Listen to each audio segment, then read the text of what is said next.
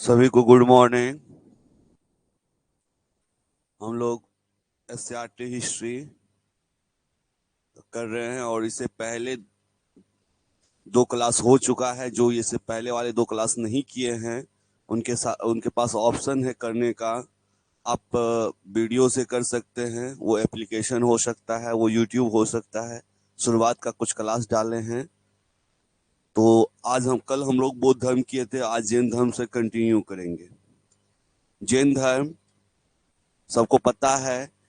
जैन धर्म में प्रथम जो जैन थे, प्रथम जो इसके तीर्थंकर हुए हैं वे कौन हैं? जैन धर्म में ऋषभ देव। और अंतिम जो है, अंतिम और 24वें महावीर। आइए, जैन शब्द किन शब्द से बना है? तो जिन शब्द से मिलकर बना है और जिसका अर्थ होता है जीतने वाला, अर्थात जितेंद्र। जितेंद्र, जिसने अपने इंद्रियों को जीत लिया है, जितेंद्र। जैन धर्म के संस्थापक कौन है? ऋषभ देव है। अर्थात पहले तीर्थंकर जो है वही संस्थापक है, और पहले तीर्थंकर ऋषभ देव है तो वही संस्थापक हुए। और 23वें तीर्थंकर कौन है? पार्श्वनाथ। पार्श्वनाथ 23वें तीर्थंकर है, जो कि काशी के अश्वसेन के पुत्र थे। काशी, काशी कहाँ, कौन सा काशी? बनारस, वाराणसी का काशी, वहां के अश्वसेन के पुत्र थे ये। और महावीर स्वामी जैन धर्म के अंतिम तथा 24वें तीर्थंकर हुए। प्रश्न पूछा जाएगा आपसे कि जैन धर्म के अंतिम और 24वें तीर्थंकर कौन है, तो क्या जवाब दीजिएगा? महावीर स्वामी अंतिम और 24वें तीर्थंकर हुए। ये जवाब याद रखिएगा। और मूल नाम क्या था महावीर स्वामी का? वर्धमान महावीर। और जन्म कब हुआ है? 540 ईसा पूर्व में हुआ है। और कहाँ हुआ है? तो वैशाली के निकट कुंडल ग्राम में। कुंडल ग्राम में, वैशाली जो कि अभी हाजीपुर जिला का मुख्यालय है, वही वैशाली, वहां पे कुंडल ग्राम में हुआ है। और मृत्यु कब हुई है महावीर स्वामी की? 468 ईसा पूर्व में। कहाँ पे हुई है? पावापुरी में। और पिता का नाम क्या है? सिद्धार्थ। सिद्धार्थ, और सिद्धार्थ भगवान बुद्ध के बचपन का भी नाम है, पता है सबको। और किस कुल में? तो जातक कुल में। जातक क्षत्रिय, क्षत्रिय में जातक आता है, उस कुल के प्रधान थे। और माता का क्या नाम है महावीर स्वामी की? माता का नाम त्रिशला देवी, जो लिच्छवी के राजा चेटक की बहन थी। माँ भी राजकुमारी थी, ठीक है। और पिता भी राजा। वर्धमान महावीर का विवाह किनसे हुआ है? यशोदा से। अंतर क्या है? बुद्ध का जन्म किससे? यशोधरा। और और महावीर का यशोदा। अंतर इतना ही है। और ज्ञान की प्राप्ति को क्या कहा जाता है जैन धर्म में? केवल्य कहा जाता है। क्या कहा जाता है ज्ञान की प्राप्ति को? केवल्य कहा जाता है। और कितने वर्ष की तपस्या के बाद ज्ञान की प्राप्ति हुई? 12 वर्ष के तपस्या के बाद ज्ञान की प्राप्ति हुई। किनको ज्ञान की प्राप्ति हुई? महावीर स्वामी को। चंद्रगुप्त मौर्य किस धर्म को मानते थे? जैन धर्म को मानने वाले थे। और इन्हीं के बारे में एक कहानी है। चंद्रगुप्त मौर्य अपने जीवन के अंतिम समय में श्रवण बेलगोला कर्नाटक में जाकर के अपना संलेखना पद्धति द्वारा अपने जीवन का अंत कर लिया। मतलब एक जैन धर्म को मानने वाले होता है, अपनी इच्छा से मृत्यु प्राप्त करता है, ठीक है। तो ये याद रखेंगे। और जैन धर्म के त्रिरत्न कौन से हैं? सम्यक दर्शन, सम्यक ज्ञान और सम्यक आचरण। और बौद्ध धर्म के त्रिरत्न बताइएगा। सही है, सही से बोलो। हाँ, बुद्ध, धम्म और संघ, ठीक है, सही है। जैन धर्म के त्रिरत्न सम्यक दर्शन, सम्यक ज्ञान और सम्यक आचरण। महावीर के प्रथम अनुयायी कौन हुए? उनके दामाद जमात का क्या नाम है? जमाली। जमाली, ठीक है। जैन साधु मुंह और नाक पर कपड़ा बांध कर चलते हैं। क्यों, ऐसा क्यों करते हैं? ऐसा इसलिए करते हैं ताकि सांस लेने पर किसी कीड़े आदि सांस में अंदर न चले जाए और उनकी हत्या न हो जाए, कीड़े मकोड़े की हत्या न हो जाए। महावीर ने अपने उपदेश में कर्म को प्रधान बताया है, अर्थात कर्म ही पूजा है। हम लोग जो ना बोलते हैं कर्म ही पूजा है, मतलब पूजा करना ही पूजा नहीं है। अब अपना काम करिए ईमानदारी से, वही पूजा है। तो कर्म को ही प्रधान बताया महावीर स्वामी। और जैन धर्म का मानना है, ऐसा मानना है कि त्रिरत्न को अपनाया जाए तो जीवन मरण के दुखों से छुटकारा मिल जाएगा। अर्थात सम्यक ज्ञान, सम्यक आचरण, सम्यक ज्ञान, सम्यक आचरण और सम्यक दर्शन। अर्थात सम्यक मतलब हुआ सदाचारी, सम्यक का मतलब हुआ सदाचारी, सब में सदाचारी लगा दीजिए। जो देख रहे हैं आप सदाचारी, अच्छे आचरण के साथ देखिए, बुरी नजर मत डालिए, ज्ञान अच्छा ज्ञान आप हासिल कीजिए, किसी के उद्धार के लिए, किसी के परोपकार के लिए ज्ञान प्राप्त कीजिए, ना कि किसी का बुरा करने के लिए ज्ञान प्राप्त कीजिए। और आचरण, आपका जो आचरण है वो भी सदाचारी आचरण होना चाहिए। तो भगवान महावीर का मानना है कि त्रिरत्न जो है, सदाचारी वाला जो भी चीज है, उसको अपना लिया जाए तो मरण और दुखों से छुटकारा मिल जाएगा। किसी को जन्म लेने और मरने का कोई दुख नहीं होगा, मरण के दुखों से, मरने के दुख से छुटकारा मिल जाएगा। और महावीर स्वामी की मृत्यु कब होती है? 468 ईसा पूर्व में। और नचिकेता की कहानी किस से ली गई है? कठोपनिषद से। और बचपन में आप लोग थोड़ा सा नचिकेता तो जरूर पढ़े होंगे, याद है तो बताइए, नहीं तो हम बताते हैं। नचिकेता एक बालक होता है और इनके पिता जब दान, मतलब जब यज्ञ करवाते हैं तो दान दे रहे होते हैं, तो सारे के सारे दान दे देते हैं। तो अपने पिता से पूछता है ये बालक कि पिताजी, अपनी सभी गायों को क्यों दान दे रहे हैं? तो बच्चा है, शायद 2 बार 4 बार 5 बार पूछ लिया। तो बोले अपने प्रिय चीज को दान देना चाहिए, दान देते हैं। तो बोले आपके सबसे प्रिय तो हम, हमको क्यों नहीं दान दे रहे हैं? तो बोला जाओ तुमको यम महाराज को दान दे दिए। और नचिकेता हट पे आ गया और यम महाराज, यमराज से मिलने का ठान लिया। और लास्ट में वो यमराज से मिल करके बहुत सारा प्रश्न करता है, ये यज्ञ क्या है, लोग ऐसा क्यों करता है, कर्म क्या है, पूजा क्या है, झूठ क्या है, सत्य क्या है, इस तरह का गुड प्रश्न किया नचिकेता। तो यही चीज है नचिकेता की कहानी। उपनिषद में विचारों का संकलन है। विचार, सभी का अपना अपना विचार है, सभी अपने अपने थॉट्स दिया हुआ है कि कौन सा विचार सही है, कौन विचार गलत है। इस इन बातों का जिक्र जो है, वर्णन जो है उपनिषद में है। महावीर ने अपनी शिक्षा आम लोगों को प्राकृत भाषा में दी। किस भाषा में महावीर स्वामी ने अपनी शिक्षा दी? आम लोगों को प्राकृत भाषा में दी। जैन धर्म के त्रिरत्न, वही रिपीट हो गया, कोई बात नहीं। सम्यक ज्ञान, सम्यक दर्शन, सम्यक आचरण जुबान पे होना चाहिए। और बौद्ध धर्म का त्रिरत्न बुद्धम संघ, बुद्धम संघ। जैन धर्म के अनुयायियों का मानना है कि इस मार्ग पे चलने से मनुष्य का जीवन मरण के दुखों से छुटकारा पाया जा सकता है। किस मार्ग पे? त्रिरत्न के मार्ग पे चलने से। ठीक है, इतना चीज तो दिमाग में बैठ रहा है, कंठस्थ हो रहा है, जितना भी होना चाहिए बिल्कुल होना ही चाहिए। और कोई ऑप्शन नहीं आपके पास, यहीं से प्रश्न रहेगा, इसके अलावा नहीं। आइए, आप देख रहे हैं प्रथम साम्राज्य है। प्रथम साम्राज्य में पहला जो साम्राज्य था वो कौन सा साम्राज्य था? मगध साम्राज्य है प्रथम साम्राज्य। और 273 ईसा पूर्व अपने पिता बिंदुसार के बाद अशोक मगध का सम्राट बना। कब? 273 ईसा पूर्व, ईसा पूर्व में। 273 ईसा पूर्व जुबान पे होना चाहिए। कितने ईस्वी में? 273 ईसा पूर्व में अपने पिता बिंदुसार के बाद। पिता कौन? बिंदुसार। अशोक के पिता कौन? बिंदुसार। अशोक के दादा कौन? चंद्रगुप्त मौर्य। चंद्रगुप्त मौर्य। अशोक के पिता कौन? बिंदुसार। गलती से बिंबिसार नहीं करिएगा, बिंबिसार हो जाएंगे अजातशत्रु के पिता। अजातशत्रु के पिता बिंबिसार और अशोक के पिता बिंदुसार। ठीक है, बिंदुसार के बाद अशोक मगध का सम्राट बना। ठीक है, अशोक मौर्य वंश का संस्थापक तो चंद्रगुप्त मौर्य था, अशोक के दादा। अशोक के दादा चंद्रगुप्त मौर्य, चंद्रगुप्त मौर्य का पुत्र बिंदुसार, बिंदुसार का पुत्र अशोक। तो प्रशासनिक कार्य में राजा की सहायता के लिए उच्च पदाधिकारी होते थे और उन्हीं उच्च पदाधिकारी को अमात्य कहा जाता था। उच्च पदाधिकारी होता था। अभी भी देखिए मुख्यमंत्री की सहायता के लिए उच्च पदाधिकारी है, जिसमें से एक के नाम से सब खूब खा रहा है अभी, के पाठक।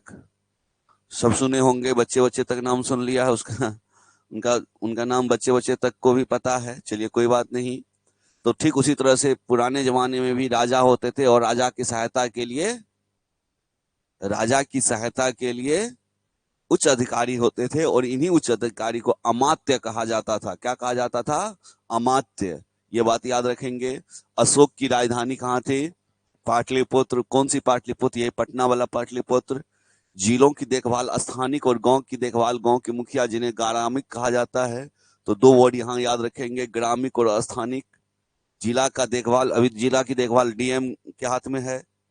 उस जमाने में मौर्य काल में जिला का प्रशासन का देखभाल कौन करता था? स्थानिक। अभी गांव का देखभाल मुखिया करता है, उस जमाने में मुखिया कौन क्या कहलाता था? ग्रामिक, स्थानिक ग्रामिक। आराजवान पे आना चाहिए। उड़ीसा, कलिंग है, कलिंग से युद्ध हुआ था। अब से बार बार पूछा जाएगा प्रश्न। अशोक जो है, आपने यदि सीरियल देखा है, मूवी देखा है या पढ़ा है या जाना है तो आपको पता होगा, अशोक बहुत खूंखार शासक था, बहुत क्रूर शासक था और बहुत शक्तिशाली भी था। जिससे लड़ता था, जिस पे आक्रमण करता था, उस राज को जीत लेता था।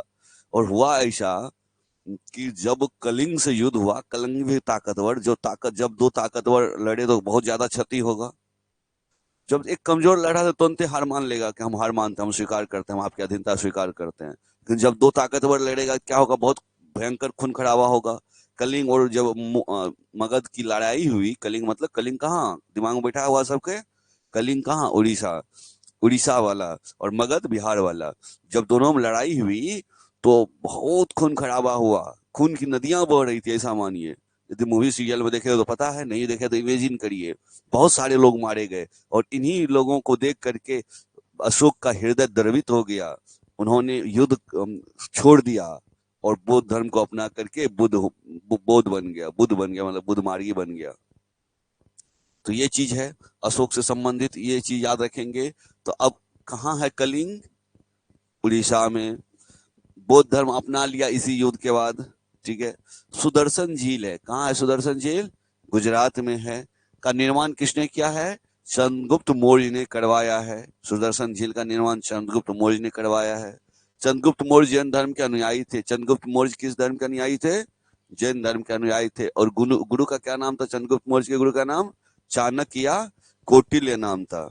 चंद्रगुप्त मौर्य के गुरु का नाम चाणक्य, कौटिल्य, और तीसरा नाम सही बोले हैं विष्णुगुप्त। तीसरा नाम, तीन तीन नाम है, एक ही व्यक्ति का तीन नाम है। एक नाम चाणक्य, दूसरा कौटिल्य और तीसरा विष्णुगुप्त, ठीक है। और इनके द्वारा कौन सी पुस्तक लिखा गया जो सबसे चर्चा में रहता है? अर्थशास्त्र। अर्थशास्त्र इंडिका मेगास्थनीज के द्वारा लिखा गया है। इनके द्वारा लिखा गया अर्थशास्त्र, जो कितने प्रकरण में बटा है? 15 प्रकरण में। 15 प्रकरण में विभाजित है। ये जुबान पे होना चाहिए, पूछा गया हाल फिलहाल के भी किसी किसी एग्जाम में, ठीक है।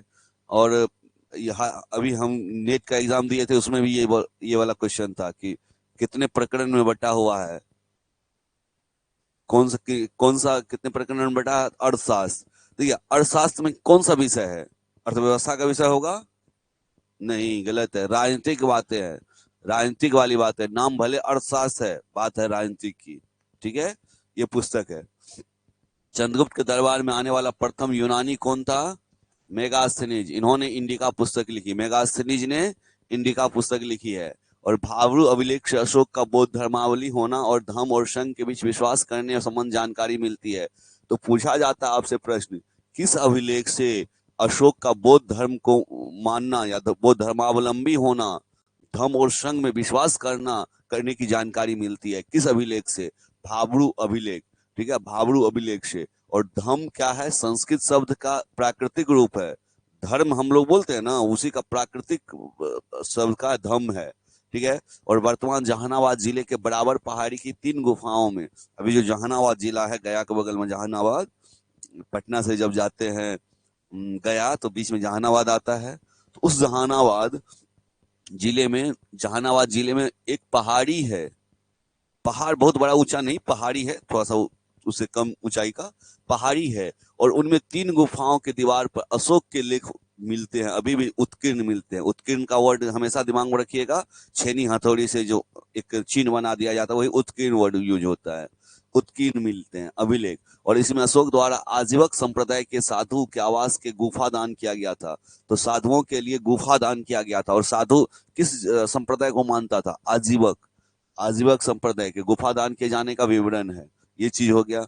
बात आती है 1837 ईस्वी में जेम्स प्रिंसेप नामक अंग्रेज विद्वान ने सर्वप्रथम ब्राह्मी लिपि को पढ़ा। किस लिपि को पढ़ा जेम्स प्रिंसेप ने? ब्राह्मी लिपि को। कितने ईस्वी में? 1837 में।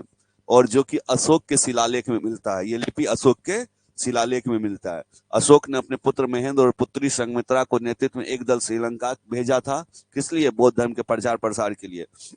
अशोक के पुत्र और पुत्री का नाम याद रखेंगे, पुत्र महेंद्र, पुत्री संघमित्रा। कहाँ भेजा गया है? श्रीलंका भेजा है। क्यों भेजा गया है? तो बौद्ध धर्म के प्रचार प्रसार के लिए भेजा गया है। कन्फर्म। आगे बढ़ते हैं। सारनाथ, सारनाथ कहाँ है? वाराणसी में है। सारनाथ से हम दो क्वेश्चन हमेशा याद करवाते हैं सबको। वो ये क्वेश्चन है कि सारनाथ और वाराणसी, सारनाथ कहाँ है? तो वाराणसी जिला में है। तो वाराणसी एक ऐसा जिला है जहां से दो महान व्यक्ति ने अपने जीवन का पहला भाषण दिया। एक भाषण, एक उपदेश। उपदेश देने वाले भगवान बुद्ध और भाषण देने वाले, जन भाषण देने वाले महात्मा गांधी। महात्मा गांधी ने पहला जन भाषण कहाँ दिया? वाराणसी में, वाराणसी। और भगवान बुद्ध ने अपना पहला उपदेश कहाँ दिया? सारनाथ। और किस जिले में है? वाराणसी जिले में है। ये क्वेश्चन याद रखेंगे आप लोग, इंपॉर्टेंट है। सारनाथ के स्तंभ के शीर्ष पर 4 सिंह बनाए गए हैं। 4 सिंह बनाया हुआ, चारों दिशा में। वो मतलब 2 आगे से दिखता है, 2 पीछे से दिखता है। और 26 जनवरी 1950 को जब भारत गणतंत्र बना, अर्थात ये डेट है संविधान लागू होने का। 26 जनवरी 1950 संविधान लागू होने का डेट है। जब गणतंत्र बना तो 4 सिंहों की इस बनावट को राष्ट्रीय चिन्ह के रूप में स्वीकार किया गया। भारत का राष्ट्रीय चिन्ह क्या है? अशोक स्तंभ। अशोक स्तंभ भारत का राष्ट्रीय चिन्ह, अशोक स्तंभ। अशोक स्तंभ, अशोक के द्वारा बनाया गया स्तंभ ही अशोक स्तंभ कहलाया। और उस स्तंभ पे 4 सिंह बनाया गया है जो शक्ति का प्रतीक है। और सत्यमेव जयते इस पे अंकित है। इस नीचे में सत्यमेव जयते अंकित है। और ये सत्यमेव जयते कहाँ से लिया गया है? मुंडकोपनिषद से। जुबान पे आ जाना चाहिए सब क्वेश्चन। सत्यमेव जयते कहाँ से लिया गया? मुंडकोपनिषद से। और इसका अर्थ क्या होता है? सत्य की विजय होती है। और क्या है? बिहार के चंपारण जिले गए होंगे तो थोड़ा इमेजिन करिए। चंपारण जिले में रधिया ग्राम के निकट अरेराज नामक स्थान पर लोरिया अरेराज स्तंभ दर्शनीय है, देखने लायक है। और नंदनगढ़ का स्तंभ चित्र भी यहीं से मिलता है, नंदन यहीं से मिला है। ठीक है। लोरिया अरेराज कहाँ है? तो चंपारण में है। याद रखेंगे, चंपारण जिले में रधिया ग्राम के निकट है, अरेराज नामक स्थान है। और पूरा नाम है लोरिया अरेराज। और यहाँ पे क्या है? अशोक स्तंभ है, अशोक के द्वारा बनाया गया स्तंभ है। ठीक है। इन बातों को याद रखेंगे आप लोग। आगे देखिएगा। बिहार के रामपुरवा में मिले अशोक स्तंभ का हिस्सा अभी इसे राष्ट्रपति भवन में रखा गया है। बिहार के रामपुरवा नामक जगह पे अशोक स्तंभ का हिस्सा मिला है। ठीक है। बिहार के रामपुरवा में अशोक स्तंभ का हिस्सा मिला है। और इसे कहाँ ले जाके रख दिया गया है? राष्ट्रपति भवन में रख दिया गया है। ठीक है। शिलालेख में कौन कौन सी लिपि में लिखा जाता था? खास करके 2 लिपि है, ब्राह्मी और खरोष्ठी लिपि। ब्राह्मी लिपि में किधर से किधर लिखा जाता है? बाएं से दाएं की ओर लिखा जाता है। हम लोग किधर से किधर लिखते हैं? हिंदी किधर से किधर लिखते हैं आप लोग? बाएं से दाएं। तो ब्राह्मी बाएं से दाएं और खरोष्ठी दाएं से बाएं। खरोष्ठी क्या? रामपुरवा भी चंपारण में है। ठीक है। रामपुरवा भी। अच्छा, पुखा गलती से लिख दिया। रो और वो वाला जो है दोनों सटहा दिया, इसीलिए पुखा दिख रहा है। रामपुरवा होता है। ठीक है, चंपारण में। चलिए देख लिए। ब्राह्मी लिपि बाएं से दाएं लिखा जाता है और खरोष्ठी दाएं से बाएं, उर्दू की तरह। और अशोक का 7वां अभिलेख सबसे ज्यादा लंबा अभिलेख है। कौन सा अभिलेख सबसे लंबा है? 7वां अभिलेख सबसे लंबा है, याद रखेंगे। शहरी और ग्रामीण जीवन के बारे में अब अध्याय 10 में बताया जा रहा है। लगभग 185 ईसा पूर्व में अशोक के अक्षम अधिकारियों ने, सक्षम और अक्षम का अंतर समझ। सक्षम को उल्टा अक्षम। सक्षम जो करने में सक्षम हो, लायक हो, सक्षम। जो करने योग्य ना हो तो अक्षम। तो अक्षम अधिकारियों और उनकी प्रशासनिक कमजोरियों की वजह से मौर्य साम्राज्य का पतन हो गया। ठीक है। अक्षम अधिकारी होगा तब इन पतन, असक्षम होगा तो पतन तो नहीं होगा। याद रखेंगे। सुदर्शन झील का जिक्र रुद्रदामन के जूनागढ़ अभिलेख में मिलता है। सुदर्शन झील कहाँ पे है? गुजरात में है। गुजरात में है सुदर्शन झील। इसका जिक्र कहाँ मिलता है? रुद्रदामन के अभिलेख में। और रुद्रदामन के अभिलेख का नाम जूनागढ़ अभिलेख। और रुद्रदामन का अभिलेख जब भी जिक्र आता है तो एक क्वेश्चन तो हमेशा हम आप लोग को याद करवा ही देते हैं और पूछा जाता है विशुद्ध संस्कृत में लिखा सबसे लंबा अभिलेख रुद्रदामन का अभिलेख, जूनागढ़ वाला। जूनागढ़ का रुद्रदामन का अभिलेख, जूनागढ़ का अभिलेख। जैसे ऑप्शन बनाए वैसे याद रखेंगे। और संस्कृत में, विशुद्ध संस्कृत में लिखा गया है। ये कई बार पूछा है प्रश्न और आगे भी पूछे जाएगा। ठीक है, अभी याद रख लीजिए। तो सुदर्शन झील का जिक्र कहाँ है? रुद्रदामन के जूनागढ़ अभिलेख में मिलता है। मध्य एशिया से भारत होते हुए एक व्यापारी मार्ग गुजरता था। कहां से गुजरता था? मध्य एशिया से भारत होते हुए, मध्य एशिया से चलता था और भारत होते हुए एक व्यापारिक मार्ग गुजरता था जो चीन के रोमन साम्राज्य के पश्चिमी प्रांत से जोड़ता था। और ये रास्ता क्या कहलाया? रेशम मार्ग, सिल्क रूट, इंग्लिश में silk route. Silk route word ही यूज करके पूछता है, ठीक है, रोमन लिपि में ही सिल्क रूट वर्ड पूछता है, बार बार बहुत बार पूछता है, ये याद रखेंगे। तो मध्य एशिया से आता था, मध्य एशिया ईरान के आसपास से भारत होते हुए जाता था, भारत को क्रॉस करते हुए व्यापारिक मार्ग गुजरता था, व्यापारी का काफिला गुजरता था और चीन और इधर रोमन साम्राज्य, चीन को रोमन साम्राज्य से जोड़ता था और पश्चिमी प्रांत से जोड़ता था। ये कौन सा रास्ता था? रेशम मार्ग या सिल्क रोड। और सिल्क रोड पे भारत के किस शासक का कब्जा था? बोलिए, प्राचीन काल में किस राजा का था सिल्क रोड पे का नियंत्रण?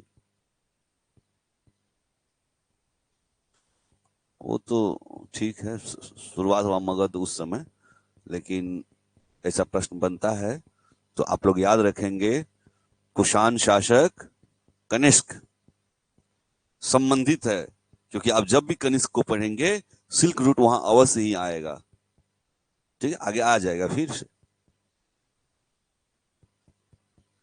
चीन।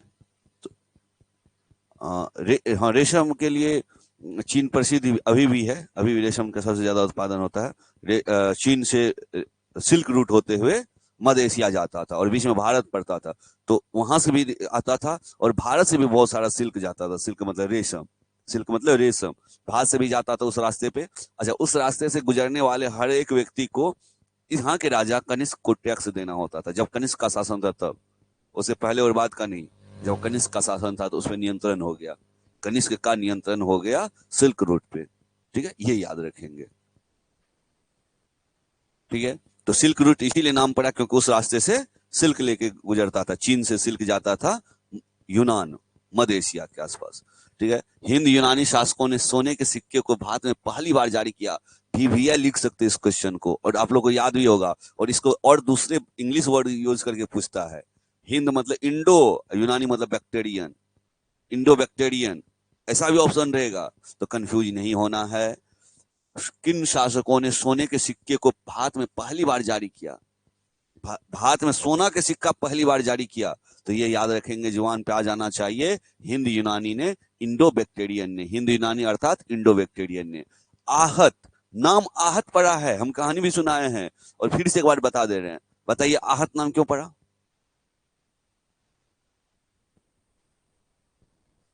कोई बताइए, यदि पहले क्लास किए हैं तो आहत नाम क्यों पड़ा, बस इतना बताइए, और सब चीज हम बता देंगे।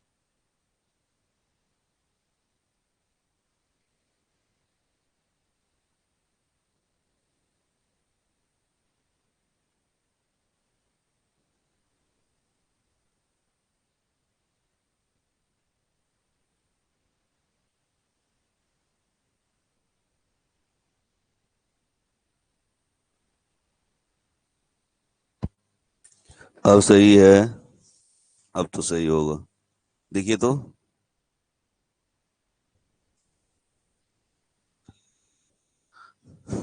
थोड़ा सा आवाज वॉल्यूम कम करके बगल में रख लीजिए, यदि कहीं कभी बीच में आवाज कटा तो आप मैसेज करेंगे, कॉल करेंगे और बोलेंगे सर आवाज नहीं आ रही, क्योंकि बीच बीच में जब कट जाता, हम अपने धुन में पढ़ा रहे होते तो हमको भी नहीं आइडिया रहता कि सही में आवाज नहीं आ रही है। इसीलिए यदि कभी बीच में क्लास में आवाज कम आ जाए, जितने भी लोग ऑनलाइन जुड़े हैं सबका नाम देख रहे हैं हम यहाँ से, तो जितने भी लोग ऑनलाइन जुड़े हुए हैं, यदि बीच में आवाज कट जाए तो आप, आपके पास मेरा नंबर है, आप नंबर पे कॉल कर लेंगे कि अब आवाज कट गई है, ठीक है, तो हम फिर उसको सही कर लेंगे। चलिए, नहीं तो कल हुआ 10-15 मिनट तक ऐसे बंद करके कोई कॉल आ गया तो हम यहाँ से माइक ऑफ कर दिए और 10-15 मिनट तक ऐसे ध्वनि में पढ़ाते रह गए, बाद में पता चला कि 10-15 मिनट तक माइक ऑफ है। इसीलिए आप लोग इस बात का थोड़ा बीच बीच में ध्यान दिलाएंगे। आइए, हाँ, मेरा क्वेश्चन था आहत नाम सिक्के का क्यों पड़ा? इसलिए पड़ा क्योंकि ठप्पा मारा जाता था। आहत मतलब, आहत होना मतलब चोट लगना, इसीलिए उस सिक्के का नाम आहत सिक्का पड़ा, ठप्पा वाला सिक्का था। ठीक है, धातु पिघला लिया जाता था और देखे है ना कि किसी चीज में मतलब एक ही डिजाइन बनाना, जैसे कि ठकुआ बनाते हैं, ठकुआ बनाते क्या करते हैं, लोई दे देते हैं वहां पे आटा का और उसको ठोक ठोक करके उसका शेप बन जाता है, ठकुए न होता है वो, तो वो होता है। ठीक उसी तरह से इमेजिन करिए कि पिघला हुआ धातु है और उस पे ऐसे गोल वाला मुहर है, जैसे कि स्कूल सब कॉलेज सब में होता है, ऐसा गोल वाला है, उस पर लिखा हुआ है शासक का, राजा का नाम, धातु का सिक्का पिघला हुआ है, इतना ले लिया, उस पर थप्पा मार दिया, ये हुआ आहत। आहत मतलब धक्का लगा, आहत पहुंचा, ठेस पहुंचा, इसीलिए आहत नाम पड़ा था इस सिक्के का। और चांदी या सोने के सिक्के पर राजकीय चिन्ह के आहत कर बनाए जाते थे, आहत मतलब ठोक करके, और कारण इसी कारण इसका नाम आहत सिक्का पड़ा। ठीक है, और ये किस काल में आहत सिक्का था? काल काल काल पूछा जाता, बुध काल, बुध काल, बुध काल, बौद्ध काल में। और कुषाण शासक के सिक्कों को हमें बौद्ध धर्म के चित्र मिलते हैं, कुषाण शासक भी बौद्ध धर्म के अनुयायी थे, इसीलिए कुषाण शासक के सिक्के पर हमें बौद्ध धर्म के चित्र मिलते हैं।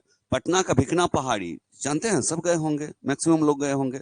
पटना के भिकना पहाड़ी संभवतः किसी समय बौद्ध भिक्षुओं के ठहरने का स्थान भी था। ठीक है, और गांव का सबसे प्रभावशाली व्यक्ति मुखिया होता था, जिसे क्या कहा जाता था? ग्राम भोजक कहा जाता था। और छोटे स्तर के किसान जिसके पास अपनी भूमि रहती थी वो गृहपति, छोटे स्तर के किसान गृहपति। और दक्षिण भारत के सबसे बड़े किसान को बेलाल कहते हैं। दक्षिण भारत के जो बड़े बड़े किसान होते थे बेलाल कहलाता था, और छोटे किसान उनवार कहलाते थे, कहा जाता था। भूमिहीन मजदूर वर्ग दास का कडेसियार, कडेसियार क्या होता था? भूमिहीन मजदूर वर्ग, और दास को कडेसियार कहा जाता था, और अधिमयी भी कहा जाता था, कडेसियार या अधिमयी। थोड़ा सा लगेगा नया चीज है, दक्षिण भारत का वर्ड है तो था जुबान में नहीं चढ़ेगा, लेकिन 2 4 5 10 बार पढ़िएगा तो अपने आप आ जाएगा। आइए, कश्मीर, कौशल, विदर्भ और कलिंग हीरा के लिए प्रसिद्ध था प्राचीन काल में, प्राचीन भारत के इतिहास में। कश्मीर भी, कौशल भी, विदर्भ भी। और विदर्भ कहाँ है बताएंगे? विदर्भ, विदर्भ किस राज्य का पार्ट है? जिस तरह से अपने राज्य में एक सीमांचल है, एक मिथिलांचल है, एक अंग प्रदेश है, उसी तरह से एक विदर्भ है। कहाँ पे है? कहाँ? नेपाल। अपने देश का किसी राज्य का नाम है, नाम में है। एक जगह सौराष्ट्र है, एक जगह विदर्भ है। अब बताइए, सौराष्ट्र गुजरात में, विदर्भ मुंबई में। ठीक है, महाराष्ट्र, महाराष्ट्र का, मुंबई तो ऐसे एक राजधानी हो गया, महाराष्ट्र का एक भाग है विदर्भ। ठीक है, याद रखेंगे। जातक कथाएं आम लोगों में प्रचलित था और इसका संकलन बौद्ध भिक्षुओं ने किया है। जातक कथाएं में किनके पूर्व जन्म की कहानी है? भगवान बुद्ध के। और कैसे निर्धन व्यक्ति अपनी चतुराई से व्यापार के माध्यम से धनी बन जाता है, इसके इसके बारे में इसमें जानकारी दिया हुआ, कहानी दिया हुआ है। समकालीन भारत के तटीय शहर कौन कौन था? तटीय शहर मतलब तट पर बसा हुआ, तट पे बसा हुआ, समुद्र के तट पे बसा हुआ। टोंडी, मुजरिस, पुहार, अरिकामेडू समकालीन व्यापारिक नगर था साउथ इंडिया में खास करके। ठीक है, तो ये सभी याद रखेंगे। टोंडी, मुजरिस, पुहार, अरिकामेडू सभी के सभी व्यापारिक केंद्र है। आगे बढ़ते हैं। सुदूर प्रदेश से संपर्क कैसे बना था? सुदूर मतलब दूर प्रदेश से। मौर्य साम्राज्य के पतन के बाद मगध क्षेत्र में सुंग वंश का स्थापना हुआ। अब वो ट्रिक याद कर लीजिए। हाँ, हसीन, मशूका, देखिएगा, हरियक, शिशुनाग, नंद, मौर्य, असू से सुंग। तो किसके बाद सुंग बोले? मौर्य के बाद सुंग, और सुंग वंश के संस्थापक पुष्यमित्र सुंग। ठीक है, मौर्य साम्राज्य के पतन के बाद मगध क्षेत्र में सुंग वंश की स्थापना हुई, संस्थापक पुष्यमित्र सुंग। और अंतिम मौर्य शासक कौन था? बृहद्रथ। अंतिम मौर्य शासक बृहद्रथ था। ठीक है, सबसे प्रसिद्ध यूनानी शासक कौन था? यूनानी शासक मिनांडर था, और जो बौद्ध साहित्य में मिलिंद के नाम से जाना जाता है। इनका नाम, मिनांडर का नाम बौद्ध साहित्य में मिलिंद हो जाता है। ठीक है, ये नाम भी बदल जाता है बौद्ध साहित्य में। जितने भी बौद्ध धर्म का साहित्य लिखा गया, खास करके पाली भाषा सब में, उसमें मिनांडर का नाम क्या पड़ गया? मिलिंद पड़ गया, मिलिंद। ठीक है। यवन शासकों के पतन के बाद शक शासकों ने अपनी सत्ता स्थापित की। जैसे यवन शासक का पतन हो गया, उसके बाद शक आ गया। ठीक है। और शक के बाद कुषाण आया, उसके बाद कनिष्क मगध पर आक्रमण कर दिया, कर प्रसिद्ध विद्वान अश्वघोष को अपनी राजधानी पुरुषपुर ले आया। सबको पता है कि अश्वघोष जो कनिष्क के दरबार में रहते थे, और अश्वघोष जो जिस अश्वघोष और किस लिए जाना जाता है, जब चतुर्थ संगीति हुई, बौद्ध संगीति, याद करिएगा, वसुमित्र और अश्वघोष दोनों हैं, है ना। उपाध्यक्ष है अश्वघोष, अध्यक्ष है वसुमित्र, ये ना। कनिष्क की राजधानी, दो राजधानी याद रखना आप लोग को, मथुरा। ठीक है। एक राजधानी पुरुषपुर, पहली राजधानी पुरुषपुर और दूसरी राजधानी मथुरा। ठीक है। तो कनिष्क मगध पर आक्रमण कर प्रसिद्ध विद्वान अश्वघोष को अपनी राजधानी पुरुषपुर या पेशावर ले आया। रेशम मार्ग, जहां से रोम और चीन के बीच, याद रखेंगे, रेशम मार्ग कहां कहां जुड़ा था, इधर से चीन, और ऐसे ऐसे उंगली लेके दिखा रहे इधर जाकर के रोम। ठीक है। रोम से जुड़ा हुआ था। परंतु इस बात पर कुषाण शासक, परंतु इस रास्ते पर होगा, इस मार्ग पर कुषाण शासक का नियंत्रण था। इस मार्ग पर कुषाण शासक का नियंत्रण था। जस्ट यही बात कर रहे थे हम लोग, चर्चा कर रहे थे, आ भी गया। पुष्मित शुंग ने ब्राह्मण धर्म को बढ़ावा दिया। पुष्मित शुंग ब्राह्मण धर्म को बढ़ावा दिया, और जिससे यज्ञ और बलि की प्रथा का विकास हुआ। फिर से यज्ञ और बलि की प्रथा का विकास होने लगा। कनिष्क किस धर्म को मानता था, किस धर्म का अनुयायी था? बौद्ध धर्म का अनुयायी था। बौद्ध विहार भिक्षुओं का निवास स्थान था, जो था बिहार जितना था, सभी बौद्ध भिक्षुओं का निवास स्थान था। गंधार शैली, सेलो नहीं शैली, शैली का अधिकांश मूर्तियां बुद्ध के जीवन संबंधित है। बुद्ध की जीवन यात्रा संबंधी है, मतलब जीवन यात्रा मतलब जन्म लिया, ज्ञान प्राप्त किया, उपदेश दिया, यही जीवन यात्रा है। यात्रा मतलब वो नहीं कि यहाँ से लेकर के पाकिस्तान चल गया या बांग्लादेश गया तो वो एक यात्रा हो गया, वो यात्रा नहीं। जीवन यात्रा का मतलब जन्म, शिक्षा, उपदेश, मृत्यु, ये जीवन यात्रा है। तो गंधार शैली, गंधार कहाँ है? वो गंधारी नरेश महाभारत में आप लोग देखे होंगे, गंधारी गंधारी, ये गंधार है कहाँ? अफगानिस्तान। ये भी कॉन्सेप्ट नहीं है, कोई बात नहीं। डरते हैं आप लोग कि हम बोलेंगे तो गलती ना हो जाए या सर डांट ना दे। अरे ऐसा क्या है, बोलिए, गलती से ही बोलिए, जो भी होता बोलिए। ठीक है। तो गंधार कहाँ है? अफगानिस्तान में। गंधार शैली, वहां का शैली होगा। ठीक है। तो ये शैली होता है एक कला, सब में कुछ ना कुछ अंतर होता है ना। एक खाना बनाने की कला होता है, जितना हाथ उतना स्वाद। जानते हैं ये बात आप लोग अनुभव किए हैं। एक ही आदमी दो बार बना देगा तो दो तरह का स्वाद का पार्क ही आदमी नहीं सब जान पाएगा, हैं? दो अलग अलग आदमी बना दिया खाना, अलग अलग स्वाद होता है ना। ठीक उसी तरह से कला है, मूर्तियां बना रहा है तो कुछ न कुछ बारीक न बारीक अंतर हो ही जाएगा। एक ही देवता का मूर्ति बना रहा है, एक ही सामग्री यूज कर रहा है, फिर भी अंतर हो जाएगा। लेकिन एक खास शैली होती है एक जगह का, उस नाम से वो शैली जाना जाता है। गंधार के लोगों द्वारा जब मूर्ति बनाया जाता था उसको गंधार शैली नाम दे दिया गया। ठीक है। तो गंधार शैली का अधिकांश मूर्तियां बुद्ध के जीवन से के यात्रा से संबंधित है।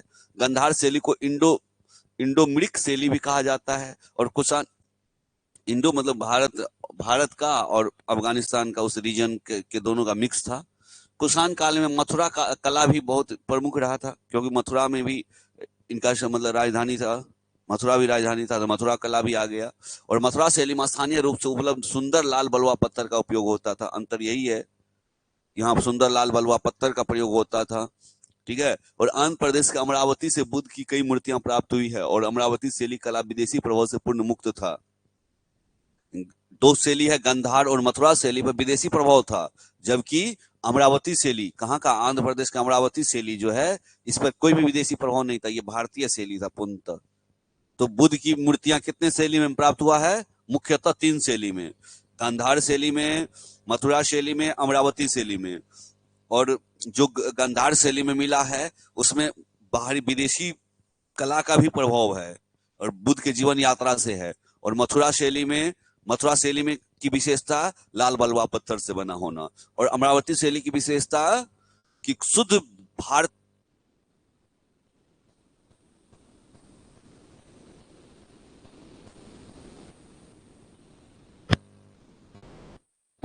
शुद्ध भारतीय है और उसमें विदेश।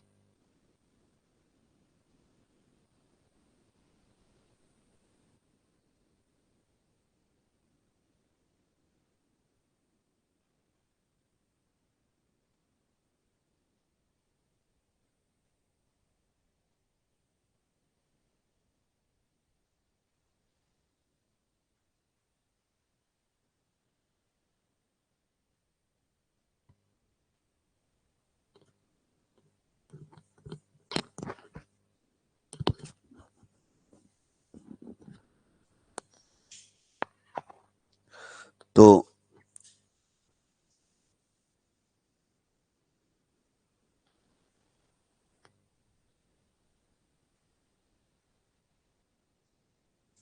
3 शैली याद रखेंगे, तीनों की विशेषता याद रखेंगे। जैसे कि पहला है गांधार शैली। इसकी विशेषता है बुद्ध के जीवन यात्रा से संबंधित है, पहला विशेषता। दूसरा, इसको इंडोमिक्र शैली भी कहा जाता है। और तीसरा कि अफगानिस्तान से संबंधित है ये। ठीक है, ये विशेषता, 3 विशेषता कंठस्थ कर लीजिए, पूछा जाएगा। उसके बाद आइए, तीनों में तीनों की सबसे बड़ी कॉमन चीज क्या है? तीनों भगवान बुद्ध की मूर्ति बने हैं। तीनों शैली की एक कॉमन विशेषता है कि तीनों शैली में भगवान बुद्ध की मूर्ति है। एक बात कंप्लीट। दूसरा, सबका अलग अलग विशेषता देखिए। सबसे पहले गांधार शैली की विशेषता है कि वो गांधार प्रदेश अर्थात अफगानिस्तान के आसपास विकसित हुई है। इसमें विदेशी भी प्रभाव है। और इसे दूसरा नाम क्या कहा गया था? इसे इंडोमिक मिक मिक इंडोमिक शैली भी कहा गया। ये हो गया गांधार की विशेषता खत्म। मथुरा की विशेषता आएंगे, लाल बलुआ पत्थर यूज हुआ है। ठीक है। और तीसरा, अमरावती की कला पे आएंगे तो इसमें केवल भारतीय प्रभाव है, विदेशी प्रभाव से ये मुक्त है। इतना विशेषता याद रख लीजिए आप। इन सभी बातों को बहुत अच्छे से कंठस्थ कर लीजिए, दिमाग में बैठा लीजिए। तो बस यही सब प्रश्न रहेगा। आपके सक्सेस को कोई नहीं रोक सकता, आप सफल होंगे। बस इस बात को बारीकी से सब समझते चलिए, सुनते चलिए। गौतम बुद्ध की सबसे विशाल मूर्ति कहाँ है? अफगानिस्तान में है। अफगानिस्तान में है तो किस शैली में बना होगा? अफगानिस्तान में है तो गांधार शैली में बना होगा। और अफगानिस्तान के बामियान के पहाड़ को काट कर बनाया गया। बामियान के पहाड़ को काट करके बनाया गया। और अभी अभी क्या हुआ था ना, जब तालिबानी का शासन आया अफगानिस्तान में, इसको बम से नष्ट कर दिया गया था। ठीक है, ये न्यूज में भी आया था। आप लोग यदि थोड़ा सा न्यूज सुने होंगे, देखे होंगे, तो ये पता होगा। ठीक है, तो ये करंट अफेयर्स में भी बन जाएगा क्वेश्चन। गौतम बुद्ध की सबसे विशाल मूर्ति कहाँ बना था? अफगानिस्तान में बामियान के पहाड़ को काट के बनाया गया था। आइए अध्याय 12 का देखते हैं। नए साम्राज्य एवं राज्य। समुद्रगुप्त वंश का प्रभावशाली शासक था। समुद्रगुप्त किस वंश का प्रभावशाली शासक था? गुप्त वंश का प्रभावशाली शासक था। समुद्रगुप्त के बारे में किस अभिलेख में जानकारी मिलती है? एरन अभिलेख में। और ये कहाँ है? मध्य प्रदेश में। ये जो अभिलेख है, ये कहाँ पे है? मध्य प्रदेश में है। और जो विभिन्न प्रकार के सिक्के आदि की जानकारी मिलती है इस अभिलेख से, विभिन्न प्रकार के सिक्के की जानकारी मिलती है। और समुद्रगुप्त के दरबारी कवि का नाम है हरिसेन। हरिसेन। और हरिसेन का नाम आते ही एक क्वेश्चन दिमाग में आया होगा। करिए, कौन सा क्वेश्चन? नहीं पता? अभी बोल दीजिए। प्रशस्ति। ठीक, ये बहुत इंपॉर्टेंट क्वेश्चन है। अब इसको जानिए क्या है। प्रयाग मतलब वही प्रयाग जो इलाहाबाद के नाम से जाना जाता वर्तमान में। और प्रशस्ति का मतलब प्रशंसा। प्रशंसा अर्थात समुद्रगुप्त की प्रशंसा कर रहे हैं हरिसेन। हरिसेन के द्वारा समुद्रगुप्त की प्रशंसा की जा रही है। प्रयाग प्रशस्ति अभिलेख में समुद्रगुप्त इतने बड़ा राजा है, कभी युद्ध नहीं हारे हैं, सब युद्ध जीते हैं, बहुत दानी है, बहुत वीर है। मतलब राजा की प्रशंसा क्या होता है? राजा की प्रशंसा से राजा खुश भी होते थे उस जमाने में। राजा की प्रशंसा में लिखा गया अभिलेख है। नाम क्या है अभिलेख का? प्रयाग प्रशस्ति। और साथ ही ये जो एरन अभिलेख समुद्रगुप्त के बारे में है, उसी में प्रयाग प्रशस्ति भी है। और इसी में हरिसेन के द्वारा लिखा गया है। और गुप्त वंश की वंशावली देखिए। सबसे पहले कौन शासक है? श्रीगुप्त। श्रीगुप्त जो है, गुप्त वंश के संस्थापक पूछा जाएगा तो क्या जवाब देंगे? श्रीगुप्त। 240 से 280 ईस्वी में। ये ईसा पूर्व में नहीं जाएंगे, ईस्वी में रहेंगे। और घटोत्कच 280 से 319 ईस्वी में। चंद्रगुप्त प्रथम 319 से 335 ईस्वी में, और समुद्रगुप्त 335 से 375 में। कोई कंफ्यूजन इसमें? आगे बढ़िए। ट्रिक तो इसका नहीं बना है, और नहीं बनने की वजह है कि इसमें ईस्वी ईस्वी नहीं पूछा जाता, क्रम नहीं पूछा गया है, इसीलिए। बनाने के लिए बना सकते हैं, अभी तुरंत भी बना सकते हैं। रामगुप्त 375 से 415, कुमारगुप्त 415 से 455। कौन कुमारगुप्त? वही कुमारगुप्त जिन्होंने, यस, वही बताना था, क्योंकि ये ज्यादा इंपॉर्टेंट हो गया। नालंदा विश्वविद्यालय बनाना ज्यादा इंपॉर्टेंट हो गया। नालंदा यूनिवर्सिटी, यूनिवर्सिटी बनाने वाले व्यक्ति है कुमारगुप्त। उसके बाद स्कंदगुप्त है।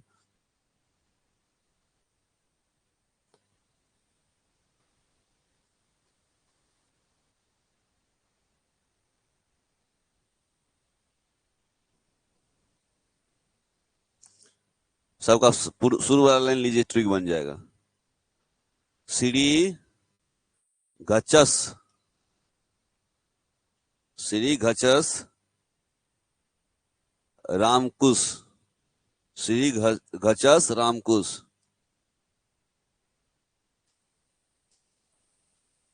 बन गया।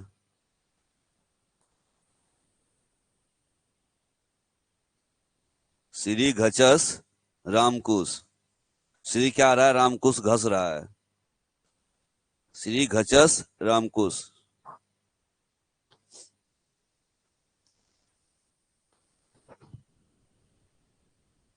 आइए, श्री से श्रीगुप्त, घ से घटोत्कच, च से चंद्रगुप्त प्रथम, स से समुद्रगुप्त, राम से रामगुप्त। पूरा राम ले लिए इसका। रामगुप्त, राम से रामगुप्त, कु से कुमारगुप्त, स से स्कंदगुप्त। यही है, तीनों व्यक्ति है। राम पूरा ले लिए। अच्छा, राम हटाते तो राकुश, श्री घचस राकुश होता, तो रामकुश याद हो आपको कि राकुश याद हो? याद देख लीजिए। ऐसा नहीं कि मुंह से खोजने लगिएगा, ऐसा नहीं कि मुंह से भी खोजने लगिएगा आप लोग। यदि मुंह से खोजने लगिएगा तो मुंह को हटा दीजिए, राकुश कर दीजिए, श्री घचस राकुश।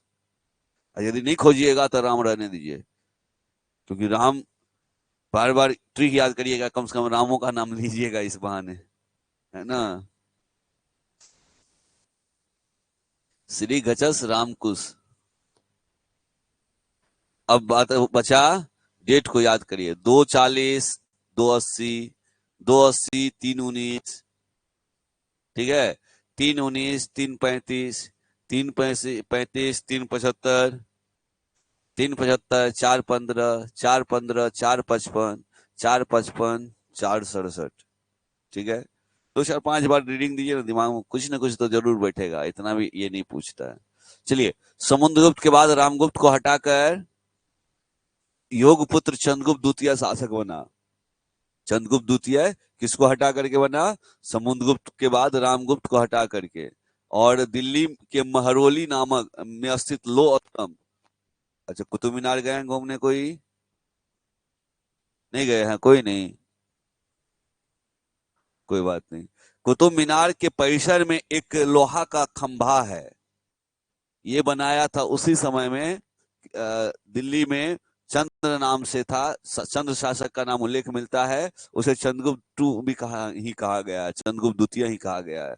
चंद्रगुप्त द्वितीय ने अपनी पुत्री प्रभावती गुप्त की शादी दक्षिण भारत के वाकाटक नरेश रुद्रसेन से, रुद्रसेन से, रुद्रसेन द्वितीय से की। रुद्रसेन द्वितीय से की किसने? चंद्रगुप्त द्वितीय ने। इधर भी द्वितीय, इधर भी द्वितीय। चंद्रगुप्त द्वितीय ने रुद्रसेन द्वितीय से अपने पुत्र की शादी की। ठीक है, दक्षिण भारत के वाकाटक वंश के शासक है। ठीक है। चीनी यात्री फायान किनके दरबार में आया है? चंद्रगुप्त द्वितीय के दरबार में आया है। अब बात आई है यात्री की, तो क्यों न लगे हाथ सभी यात्री जो पूछा जाता है उन यात्रियों को देख ले। खास करके 3 यात्री तो जुबान पे होना चाहिए। सबसे पहले मेगास्थनीज। मेगास्थनीज किनके समय में? चंद्रगुप्त मौर्य। चंद्रगुप्त मौर्य के समय में मेगास्थनीज भारत आया। ठीक है। एक बात, दूसरा देखिएगा, फायान किसके समय बाद आया? फायान, फायान किसके समय में? चंद्रगुप्त द्वितीय। और इनका दूसरा नाम क्या है चंद्रगुप्त द्वितीय का? यस, यस, क्वेश्चन में लिख लीजिएगा, विक्रमादित्य, विक्रमादित्य। और इन्हीं के दरबार में कालिदास रहते थे, ठीक है, इन्हीं के दरबार में। और इस बात की जानकारी और कहां से मिलता है? कुछ पुस्तक लिखे थे कालिदास,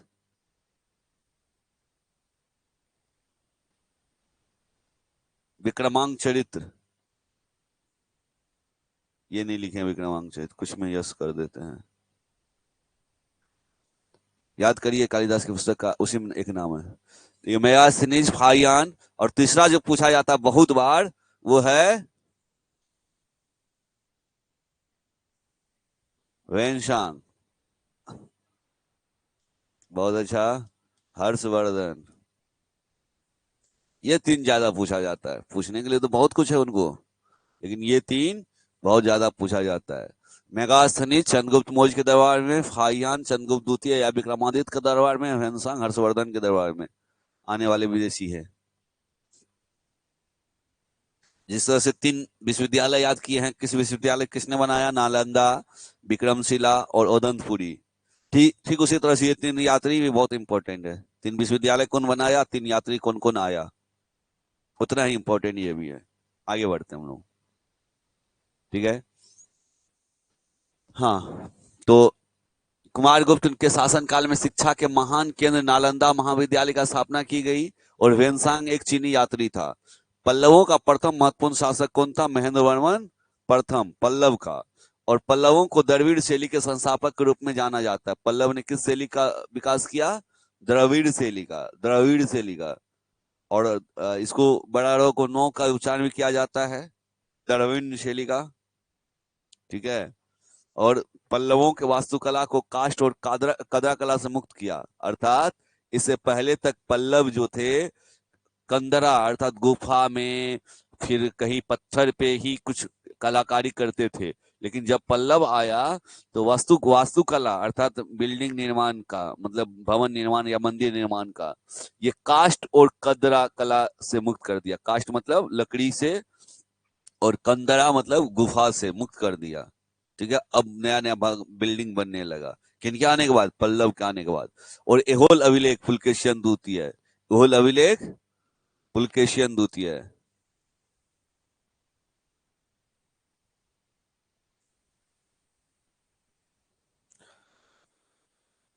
एहोल अभिलेख कौन है?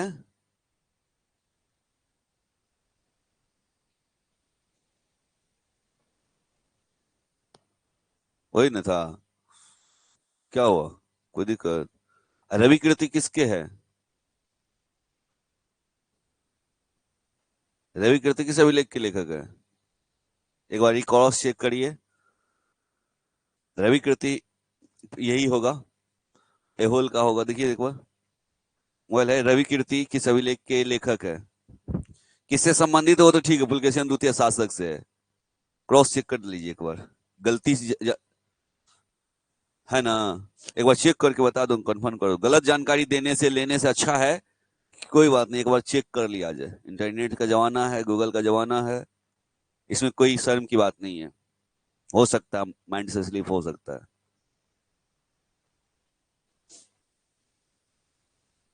ये होल है ना। आइए, तो दो चीज याद रख लीजिए, फिर अच्छे से याद करवा देते हैं, देखिएगा। एहोल अभिलेख, सही जानकारी दी है, गलत नहीं दी है, लेकिन बाद में कंफ्यूजन होने लगा। एहोल अभिलेख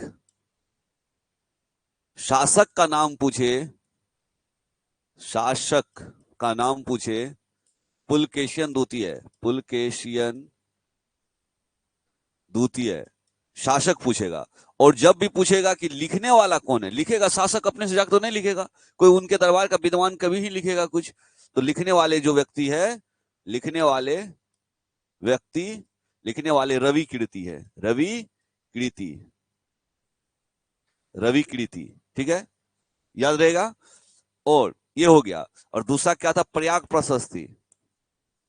प्रयाग प्रशस्ति ये भी अभिलेख ही है। प्रयाग प्रशस्ति है किसके बारे में? समुद्रगुप्त के बारे में, समुद्रगुप्त के बारे में। और लिखने वाले लोग जो है वो कौन है? प्रयाग प्रशस्ति को लिखने वाले हरिसेन। हरिसेन, इसको नोट करेंगे ऑनलाइन ऑफलाइन सभी, सभी नोट कर लेंगे फटाफट। हम्म।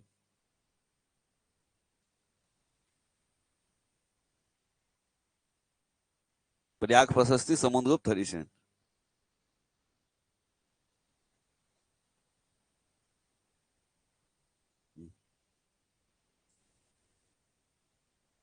ये दो चीज याद कर लेंगे, बहुत इंपॉर्टेंट है, बहुत बार पूछा जाता है।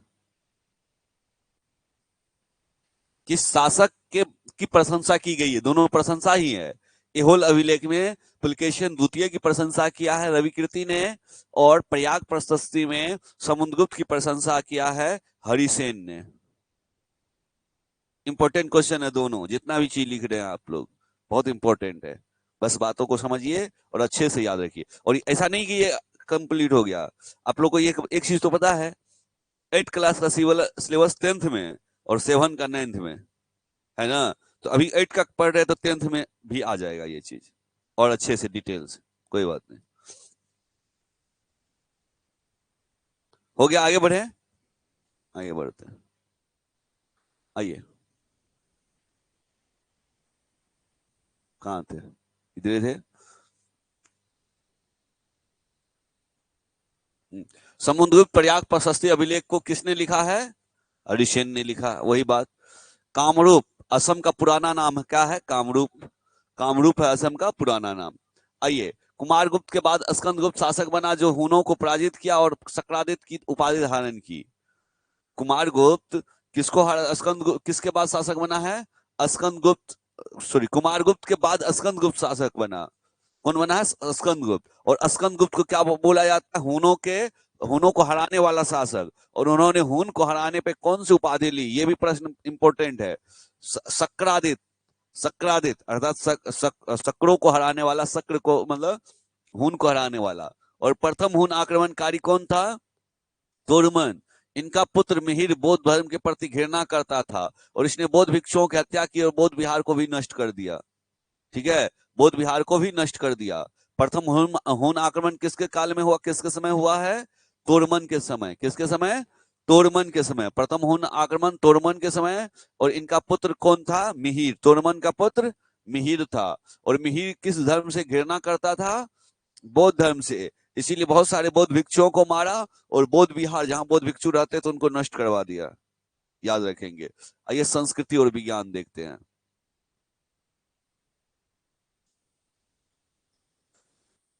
संस्कृति और विज्ञान अर्थात कल्चर और साइंस। ठीक है।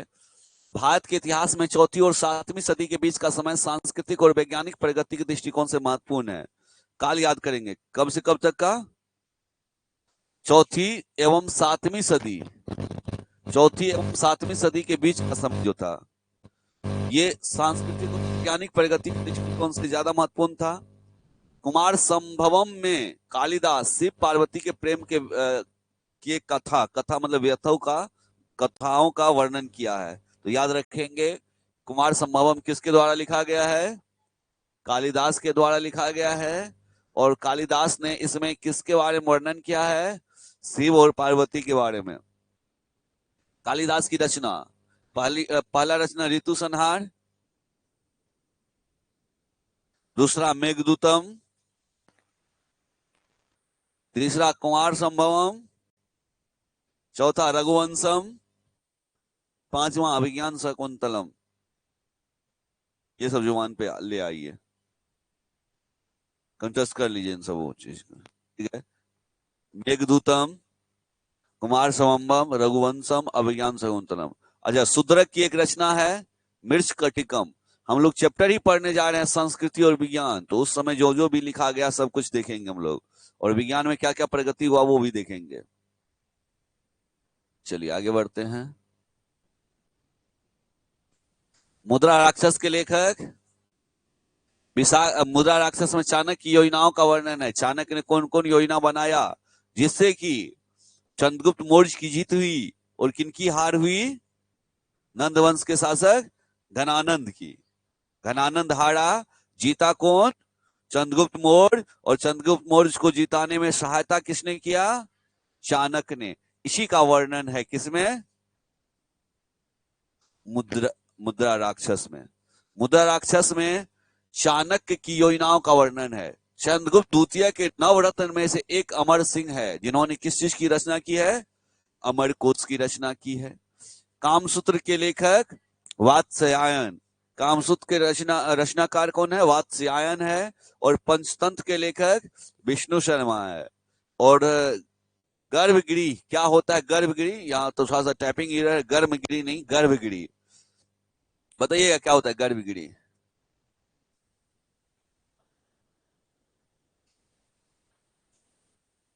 देख के बोले हमको पता चल गया, क्योंकि आप समझा नहीं पाए हैं गर्भगिरी क्या हमको। जहां मूर्ति रहता है वो गर्भगिरी है, तो कोई जवाब हुआ? जहां पे प्राण प्रतिष्ठा होता है।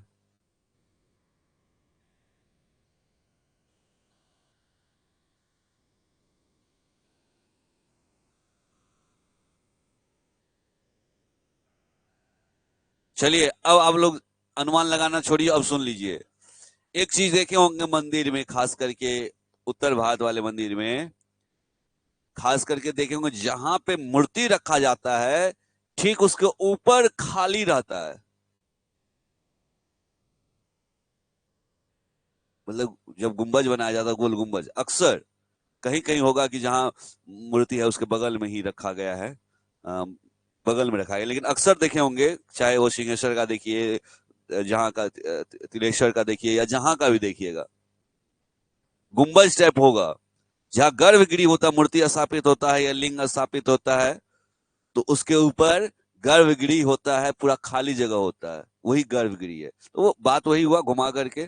ठीक है, तो मंदिर के अंदर का वो भाग जहां मूर्तियां रहता है। और सारनाथ के धामेक स्तूप, धामेक स्तूप कहाँ है? सारनाथ में है। निर्माण ईंटों से हुआ है ये। आप अब उस पर पहले प्लस्तर भी था थोड़ा, लेकिन अब प्लस्तर हट गया, बहुत दिन पुराना हो गया ना, तो ईंट ही झलकता है। हम गए हैं यहाँ, देखे हैं सारनाथ का धामेक स्तूप, याद रखेंगे। किनके द्वारा बनाया गया? अशोक के द्वारा। अशोक के द्वारा। मूर्ति कला के अच्छा, ये तो सारनाथ का धमेक है। और एक एक और स्तूप है जो बहुत इंपॉर्टेंट है, आप लोग को जुबान पर होना चाहिए, मध्य प्रदेश का। वो कौन सा है? सांची का स्तूप। वो भी अशोक के द्वारा बनाया गया है। सांची कहाँ? खजुराहो मध्य प्रदेश। खजुराहो ना? ठीक है, सांची खजुराहो मध्य प्रदेश। और धमेक, दो वर्ड याद रखिएगा, सांची धमेक, सांची धमेक, सांची धमेक। धमेक, धमेक कहाँ? सारनाथ वाराणसी, वाराणसी उत्तर प्रदेश, और सांची मध्य प्रदेश, याद रखेंगे। आइए, मूर्ति कला के क्षेत्र में 4वीं से 7वीं सदी के बीच मथुरा, सारनाथ, पाटलिपुत्र महत्वपूर्ण केंद्र उभरा। मथुरा था एक, मथुरा कला। अभी 3 कला याद करवाए, तीनों की विशेषता याद करवाए आप लोग को। पहला कला गांधार कला, दूसरा मथुरा कला, और तीसरा अमरावती। तीनों की विशेषता याद हो गया। अब देखिएगा, मथुरा, सारनाथ और पाटलिपुत्र महत्वपूर्ण केंद्र के रूप में उभरा, खास करके मूर्ति कला के क्षेत्र में। ये बाद वाले एज के समय की बात है। पहले तो 3 था, गांधार, मथुरा और अमरावती, लेकिन बाद में ये सब जगह भी आया। मथुरा तो था ही पहले से भी, एक नया सारनाथ और पाटलिपुत्र भी मूर्ति कला के क्षेत्र में आगे बढ़ा। और विष्णु की प्रसिद्ध मूर्ति देवगढ़ यूपी के दशावतार मंदिर है। ये भी प्रश्न कई बार पूछा जाता परीक्षाओं में, आप लोग को लुसेंट पढ़ते होंगे तो जरूर आता होगा, टेस्ट में, क्यूज में बार बार आता है। यही बार बार आना आपके लिए फायदेमंद रहेगा, आपको याद हो जाएगा। विष्णु की प्रसिद्ध मूर्ति कहाँ है? देवगढ़ यूपी में। और नाम क्या है? दशावतार मंदिर है। और चित्रकला का सबसे अच्छा उदाहरण कहाँ है? अजंता की गुफा। कहाँ है ये अजंता गुफा? महाराष्ट्र में है। एलोरा की गुफा का निर्माण किसने किया है? राष्ट्रकूट ने किया है। ठीक है, और सबसे पहले ऋग्वेद पुस्तक की रचना, सबसे पहले किस वेद की रचना हुई है? ऋग्वेद की रचना हुई है। आयुर्वेद के विद्वान और महान चिकित्सक कौन थे? धनवंतरी थे। धनवंतरी थे किसके? आयुर्वेद के महान विद्वान थे और चिकित्सक थे। और किनके दरबार में रहते थे धनवंतरी? चंद्रगुप्त द्वितीय के। नवरत्न में से एक रत्न ये भी है, कालिदास है, अमर सिंह है। आयुर्वेद, ये थे, वो चिकित्सा, वो सल चिकित्सा से थे, वैद्य थे, चरक वैद्य थे, सल चिकित्सा से, सुलभ थे सल चिकित्सा से। ठीक है। सबसे पहले किसने बताया कि पृथ्वी गोल है? आर्यभट्ट ने बताया, और यह अपनी ध्रुव पर घूमती है, यह अपनी ध्रुव पर घूमती है। और शिल्पाधिकारम तमिल साहित्य है। शिल्पाधिकारम किस प्रकार की साहित्य है? तमिल साहित्य शिल्पाधिकारम। मतलब बताया है कहानी। अच्छा, ये इस क्लास में बताया, पिछले वाले जो टीआरई 2 था, 1 था, उस समय बताया। शिल्पाधिकारम मतलब पायल की कहानी से है शिल्पाधिकारम। ठीक है। दक्षिण भारत का कोवलन और कन्नन की पूजा होती है, कोवलन की कहानी है। आइए, अभिज्ञान शकुंतलम एक नाटक है, किनके द्वारा रचित है? ये कालिदास के द्वारा। और हर्षवर्धन की रचना है नगानंद, रत्नावली और प्रियदर्शी का। और हर्षवर्धन तो शासक है, कहा जाता है किसी लेखक को रुपया पैसा देकर, धन देकर के लिखवा लिया अपने नाम से, ऐसा कहा जाता है। हर्षवर्धन की रचना नागानंद, रत्नावली और प्रियदर्शी का। और इलंगो ने शिल्पाधिकारम की रचना की है। शिल्पाधिकारम के रचनाकार कौन है? इलंगो है। आइए, ये कंप्लीट हुआ। अध्याय 14 देखते हैं। डॉक्टर सदाशिव अल्तेकर महान पुरातत्वविद था, पुरातत्ववेता था, इतिहासकार था। ठीक है। काशी प्रसाद जायसवाल या मिर्जापुर के निवासी थे। इनकी पुस्तकों ने इतिहास लेखन में क्रांति ला दी। इन्होंने क्या किया है? पटना संग्रहालय का स्थापना केपी जायसवाल के प्रयास से हुआ था। और केपी जायसवाल को लंदन में श्याम जी, कृष्ण जी, वर्णलाल, हरदयाल और वीडी सावरकर से संपर्क हुआ। और बिहार और उड़ीसा रिसर्च सोसाइटी के संस्थापक सदस्य कौन थे? केपी जायसवाल। केपी राजेंद्र प्रसाद की अध्यक्षता में बिहार के इतिहास परिषद की स्थापना किए थे। और हिस्ट्री ऑफ इंडिया के केपी जायसवाल ने 1930 ईस्वी में किया था, हिस्ट्री ऑफ इंडिया पुस्तक लिखा था। और बिहार यू द एजेज संपादक कौन है? आर दिवाकर। और ये चैप्टर का नाम था अध्याय 14 में बिहार, मतलब कि जितने भी पुरातत्ववेता या फिर इतिहास लेखक बिहार से संबंधित है, वो एससीईआरटी क्लास 8 में ये चैप्टर पढ़ाया जा रहा है। तो बिहार से संबंधित जितने भी लोग हैं इतिहास में, उनके बारे में बताया जा गया है इसमें। ठीक है। आइए देखिएगा, एनसीईआरटी, एनसीईआरटी का हिस्ट्री है। और क्लास कौन सा है? 6 ही होगा, 6 है। ठीक है। बहुत सारा क्वेश्चन एनसीईआरटी में ले लिए हैं, कुछ कुछ क्वेश्चन एनसीईआरटी में नहीं आया है, तो उसको एनसीईआरटी में कवर कर लिया है। ठीक है। ये चैप्टर तो सभी क्लास में है, क्या, कब, कहां और कैसे, सबका पहला क्लास, पहला चैप्टर यही है। ठीक है। तो 8 क्लास का ही है ये एनसीईआरटी।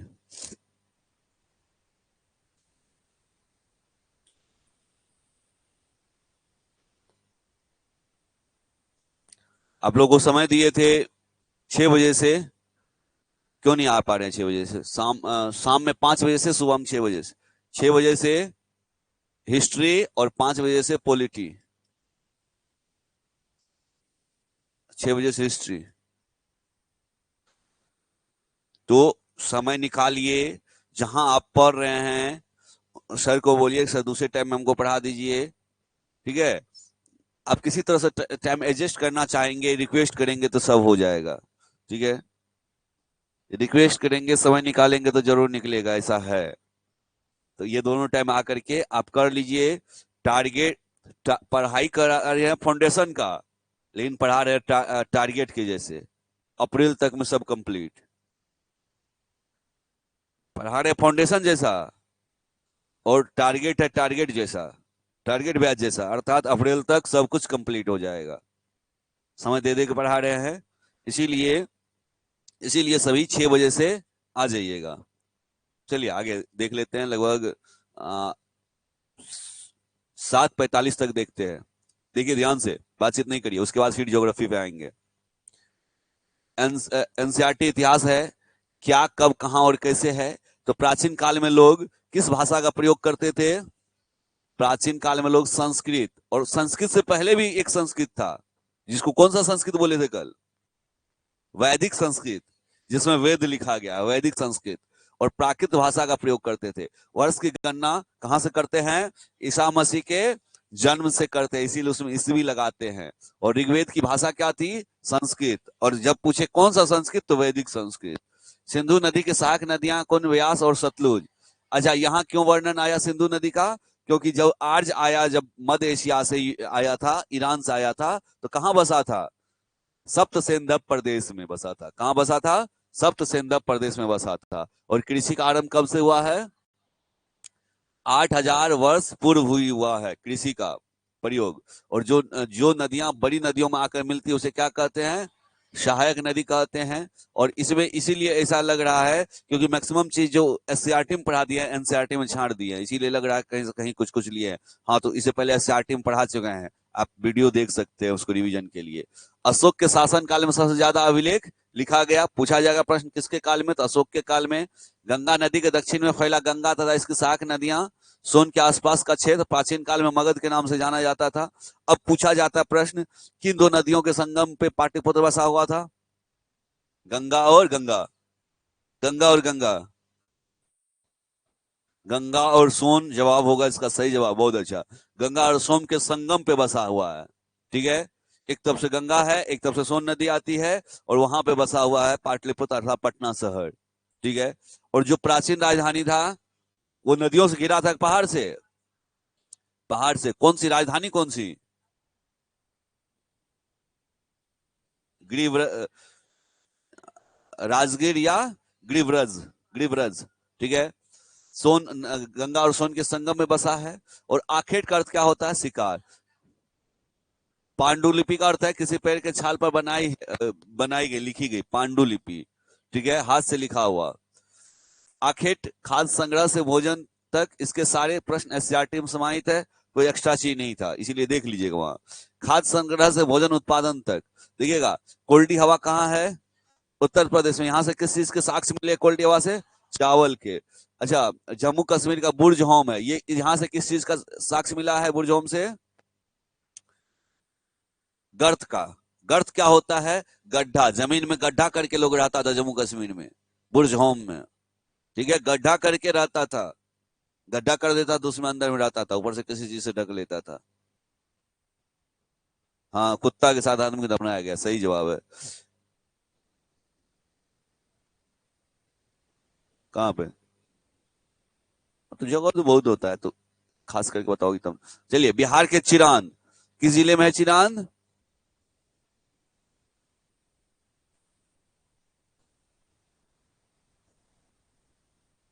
छपरा जिला में है, जिसको सारण जिला भी कहते हैं।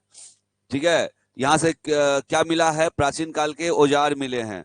ठीक है, हाँ, वर्गाकार और आयताकार मकान के अवशेष कहां से मिले हैं? मेहरगढ़। और मेहरगढ़ कहाँ है? पाकिस्तान में।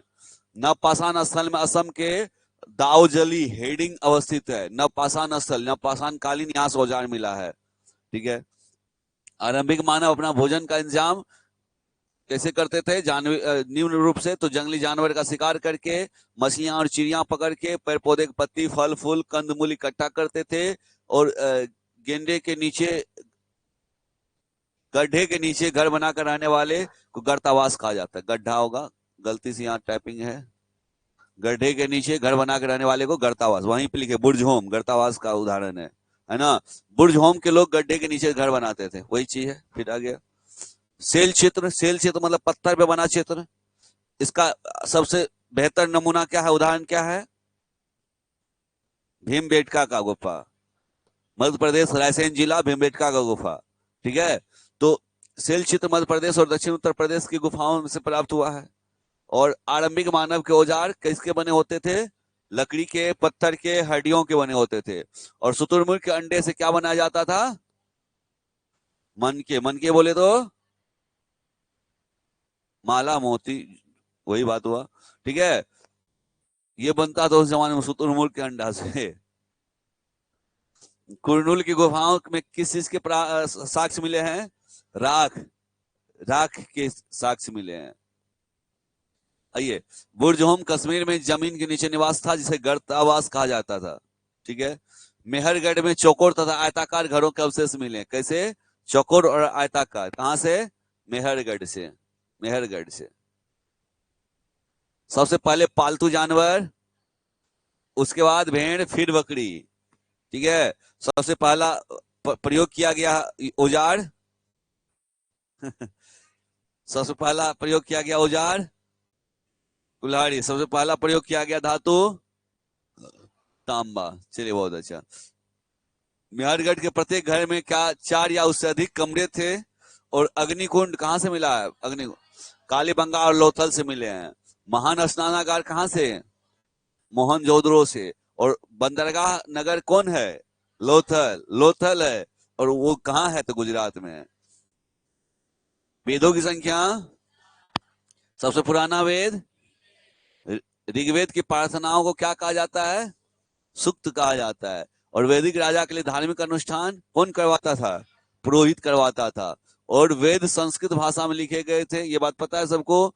और ऋग्वेदिक काल में घोड़े लड़ाई में रथ खींचने के लिए प्रयोग होता था। और घोड़े के अस्थि पंजर कहाँ से प्राप्त हुए हैं? सूटकोटदा से। बहुत अच्छा। ठीक है। दक्षिण भारत में किस भाषा परिवार के लोग रहते हैं? द्रविड़ भाषा परिवार के लोग रहते हैं। और ऋग्वेद में ऋषि मातंग सतलुज और ब्यास नदियों का वार्तालाप करते हैं।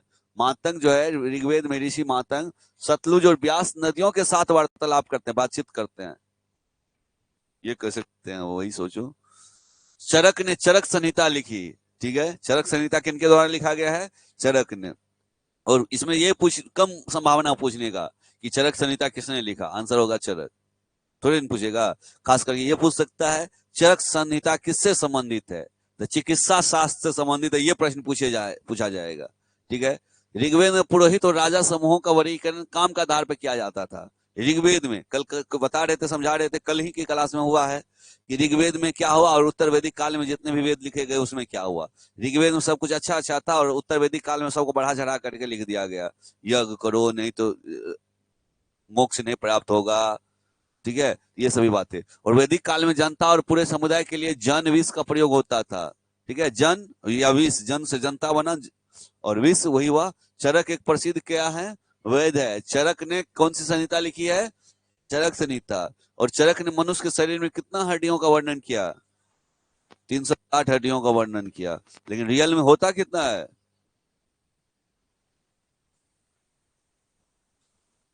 बच्चा में कितना? 308। और वयस्क में? लेकिन 300 ये वैसे वर्णन किया। जिसको आप एक हड्डी मानते होंगे उसको ये 2 भाग में कट कट करके बताया होगा। ठीक है। और इतना विज्ञान तो था नहीं कि हर एक जगह चीर फाड़ के देखिए, अनुमान से एक बताया। ऋग्वेदिक पुरोहित का काम क्या होता था? यज्ञ यज्ञ तथा अनुष्ठान करवाना। और ऋग्वेद में वर्णित देवता कौन है? इंद्र देवता है। नए प्रश्न और विचार पढ़ चुके हैं हम लोग। बस एनसीईआरटी में क्या एक्स्ट्रा वो देख लीजिएगा। बौद्ध धर्म के संस्थापक सिद्धार्थ गौतम। गौतम बुद्ध का जन्म किस कुल में? महावीर की शिक्षा क्या थी? जियो और जीने दो, ये महावीर की शिक्षा है। ये टैग वाक्य है। यदि प्रश्न यहां बनाना चाहे तो कैसे बनाएगा? जियो और जीने दो का नारा किसने दिया, या ये किसका सूत्रवाक है? महावीर स्वामी का। ठीक है। मध्यम मार्गी कौन है? गौतम बुद्ध है। अष्टांगिक मार्ग किसने दिया है? चलिए फटाफट जवाब देते चलिए। स्यादवाद किस धर्म से संबंधित है?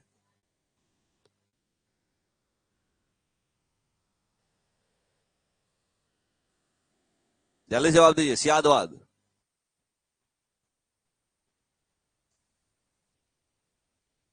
जैन धर्म से। अनेकांतवाद?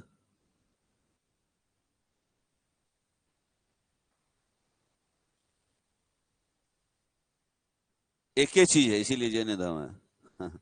सिहादवाद और अनेकांतवाद एक ही चीज है। अनेकांतवाद का क्या मतलब हुआ? देखिए, एक ही चीज को व्याख्या करने का अलग अलग तरीका हो सकता है। एक हाथी को 5 अंधा को देखने भेजा तो कोई जाके सूर छुआ तो बोला हाथी बांस जैसे लंबा है, कोई कान छुआ तो बोला कि सूप जैसे लंबा हाथी, कोई पूछ छुआ तो अलग अलग व्याख्या कर दिया। एक कहानी है। तो एक ही चीज की अलग अलग व्याख्या है। आपकी समझ कहाँ है, कितना है, आप क्या देख रहे हैं? एक आदमी को ले जाकर के ताजमहल दिखा दीजिए, उसको लेख लिखने बोलिए तो अलग अलग लिखेगा। सबको अपना अपना दृष्टि है देखने का दुनिया को। ये अलग अलग दृष्टि के बारे में जो बताया गया अनेकांतवाद या स्यादवाद में। ठीक है। आपका देखने का नजरिया, मेरा देखने का नजरिया, उसका उसका सबका अलग अलग होगा किसी भी चीज को। और ये चीज अलग अलग चीज है, ये स्यादवाद है, अनेकांतवाद है। ये कौन है? महावीर स्वामी है। ठीक है। और प्रश्न है आप लोगों के लिए, अनुव्रत और अनुव्रत किसने, किस धर्म से संबंधित? अनुव्रत सही, जैन धर्म होगा। ठीक है, ज्यादा कठोर था। ठीक है, अब बताइए त्रिरत्न किससे, किस धर्म से? दोनों धर्म से। ठीक है। जब पूछे सम्यक ज्ञान, सम्यक आचरण, सम्यक विचार किस धर्म से?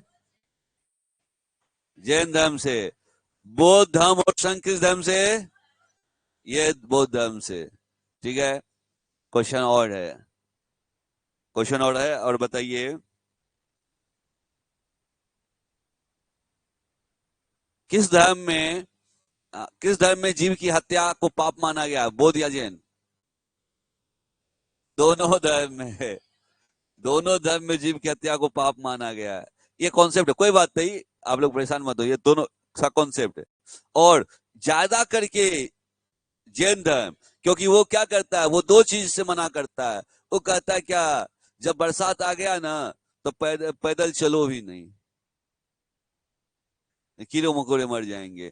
सांस भी ले रहे हो तो छान करके सांस लो, पानी तो छान करके पियो ही, सांस भी छान करके लो।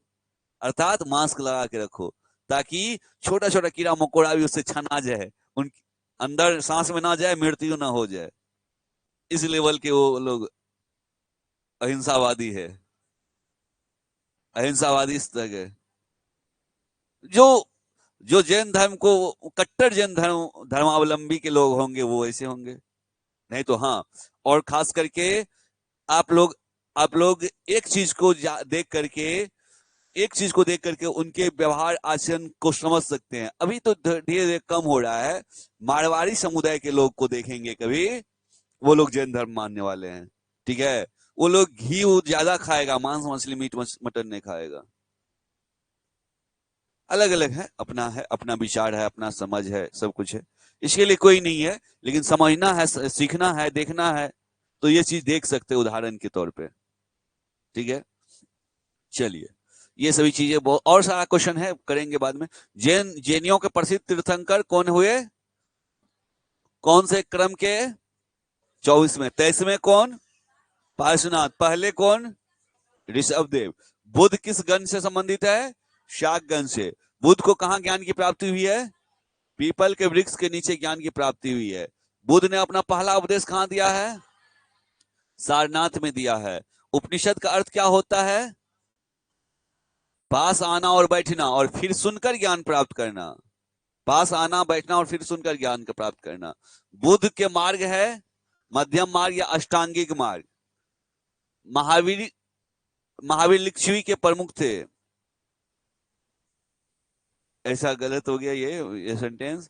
महावीर स्वामी के पिता जो है वो प्रमुख थे, और माँ जो है चेटक की पुत्री थी, चेटक की राजकुमारी थी, यही ना? अविवाहित होने की अवस्था को क्या कहा जाता है? ब्रह्मचर्य। महावीर ने कितने वर्ष की उम्र में अपना घर छोड़ा? 30 वर्ष। जैन धर्म के संस्थापक? ऋषभ देव। थोड़ा गलती उच्चारण है ये। नन और भिक्षु गुफाओं में रहते थे। कहाँ रहते थे? गुफाओं में रहते थे। चलिए, अच्छा, क्लास 7th, आइए इसमें हम लोग 5, अच्छा 5 मिनट कर लेते हैं पहला चैप्टर, कर लेते इस पेज को पूरा, जब तक में हो जाए। चलिए कर लेते हैं। रुकिए, अभी ये भेज देते हैं ना, तो फिर भूल जाएंगे। क्या क्या भेजना है, कहाँ कहाँ भेजना है,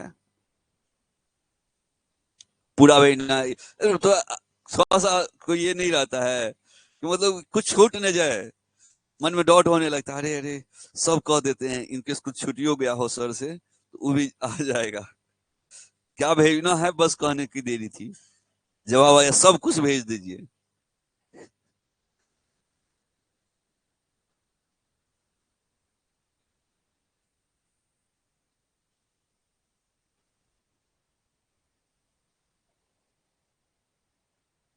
क्या? अच्छा, टीआरई के अलावे भी लोग हैं ना।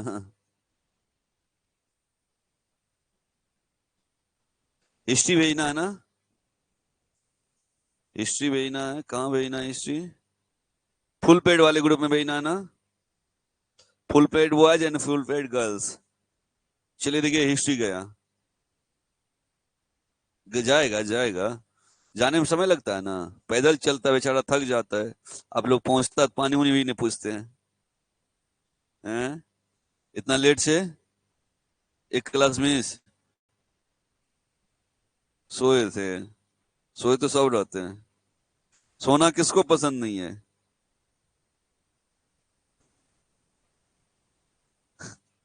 सोना सबको पसंद है। हाँ, काबिल लोग को ये सब ही पसंद होता है। पहुंचा? कुछ नहीं पहुंचा अभी तक? और कुछ नहीं छूटा है? और किसी से नहीं छूटा है? वो पूछिए, अभी ये बोल दीजिए, नहीं बार बार ये टोकिए मत हमको। सर नहीं मिला, नहीं मिला। ज्योग्राफी का ज्वालामुखी या भूकंप मिला है? कुछ छूटा नहीं ना अभी तक जो पढ़ाए हैं? चलिए। आपको नहीं मिला? कौन सा नहीं मिला? अच्छा, पर्सनल भेज दे कि फिर से टीआरईएफ भेज दे? चलिए, फिर से भेज दिए, मिल जाएगा। देख लीजिए आप। हम्म। और कोई बचे हैं क्या? नहीं बचे होंगे।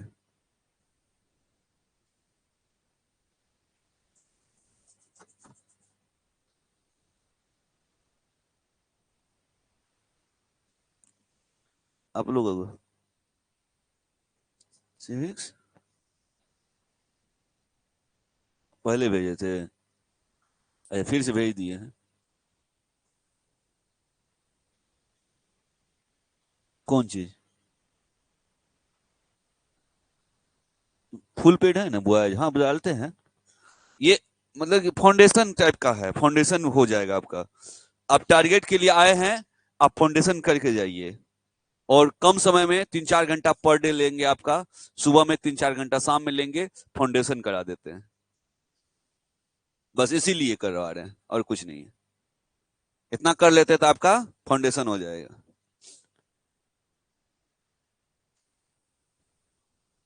चलिए, तो इसको और आगे बढ़ाते हैं। और आगे बढ़ाते हैं, एक पेज, एक चैप्टर कर लेते हैं। क्लास 7th एससीईआरटी है। अध्याय 1 है, कहां कब और कैसे चैप्टर है। और पहला पॉइंट है, भारत देश में मुगल सत्ता का सर्वाधिक विस्तार कब हुआ था? सबसे ज्यादा विस्तार 17वीं शताब्दी का अंतिम वर्ष में बाबर के वंशज औरंगजेब के समय हुआ। बाबर के जो वंशज है औरंगजेब, उन्हीं के समय में सबसे ज्यादा विस्तार हुआ है। सबको सबको ये बात पता है ना? एक बार देख लीजिएगा सभी। क्रम, पहला पहला मुगल शासक बाबर। बाबर का बेटा, बाबर का बेटा हुमायूं। हुमायूं का बेटा अकबर। अकबर का बेटा जहांगीर। जहांगीर का बेटा शाहजहां। शाहजहां, शाहजहां सबको याद होना चाहिए। शाहजहां का बेटा औरंगजेब। यहां तक ये है औरंगजेब। ठीक है। पूर्ववर्ती मुगल काल है ये। उत्तरवर्ती मुगल काल है, उसमें भी देखना है बाद में। पहले ये देख लीजिएगा। इसको ट्रिक बनाते हैं, भाजसा। PHAJ, भाज हुआ। SA, भाजसा। ट्रिक, ट्रिक क्या बना इसका? भाजसा। और इसको दफनाने का एक ट्रिक बना देते हैं। कहां का दफनाएगा? बहुत अच्छा, बहुत खूब। का, दी, सी, ला, आ, ओ। का से काबुल, सी से, दी से दिल्ली, सी से सिकंदरा, ला से लाहौर, आ से आगरा, ओ से औरंगाबाद। भाजसा कादिसिलाओ, भाजसा कादिसिलाओ, भाजसा कादिसिलाओ, भाजसा कादिसिलाओ। याद हो गया? ये पूछा जाएगा। यहां क्वेश्चन कई तरह से बनाने का बना सकता है। एक क्वेश्चन बनाएगा, निम्न मुगल शासकों को क्रम में सजाएं। निम्न मुगल शासकों को क्रम में सजाएं, और दे देगा अकबर, जहांगीर, शाहजहां, औरंगजेब। सबसे पहले कौन?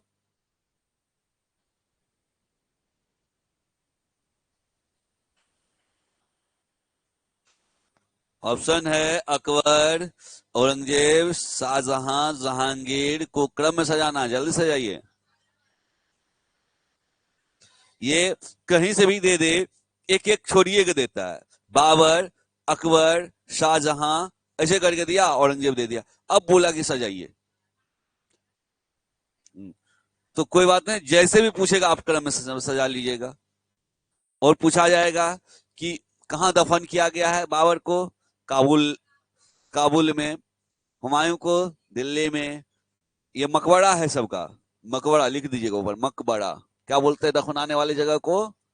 मकबरा। ये मकबरा है। काबुल में, दिल्ली में, सिकंदरा में, लाहौर में, आगरा में, औरंगाबाद में। आइए। तो एक ही पॉइंट आया आपको, और उसी पॉइंट पे इतना चीज बताए हैं। वो पॉइंट क्या था, क्या आया था कि सबसे अधिक विस्तार कब हुआ है, दक्षिण भारत तक विस्तार कब हुआ है? औरंगजेब के समय में। सबसे अधिक विस्तार कब हुआ है? औरंगजेब के समय में, दक्षिण भारत तक। अकबर से भी ज्यादा दक्षिण भारत में विस्तार हुआ है। ठीक है। मुगल सत्ता का सर्वाधिक विस्तार 17वीं शताब्दी के अंतिम वर्ष में बाबर के वंशज औरंगजेब के द्वारा हुआ। मुगल वंश के संस्थापक कौन थे? बाबर ने।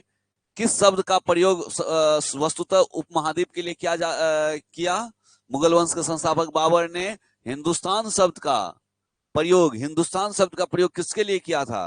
भारतीय उपमहाद्वीप के लिए। भारतीय उपमहाद्वीप भारत और भारत के पड़ोसी देश के लिए, ठीक है, उपमहाद्वीप के लिए किया था। और सबसे पहले बिहार शब्द का प्रयोग 13वीं शताब्दी में एक इतिहासकार मिन्हास उस सिराज ने किया है। और मिन्हास उस सिराज के पुस्तक का नाम है तबकाते नासिरी।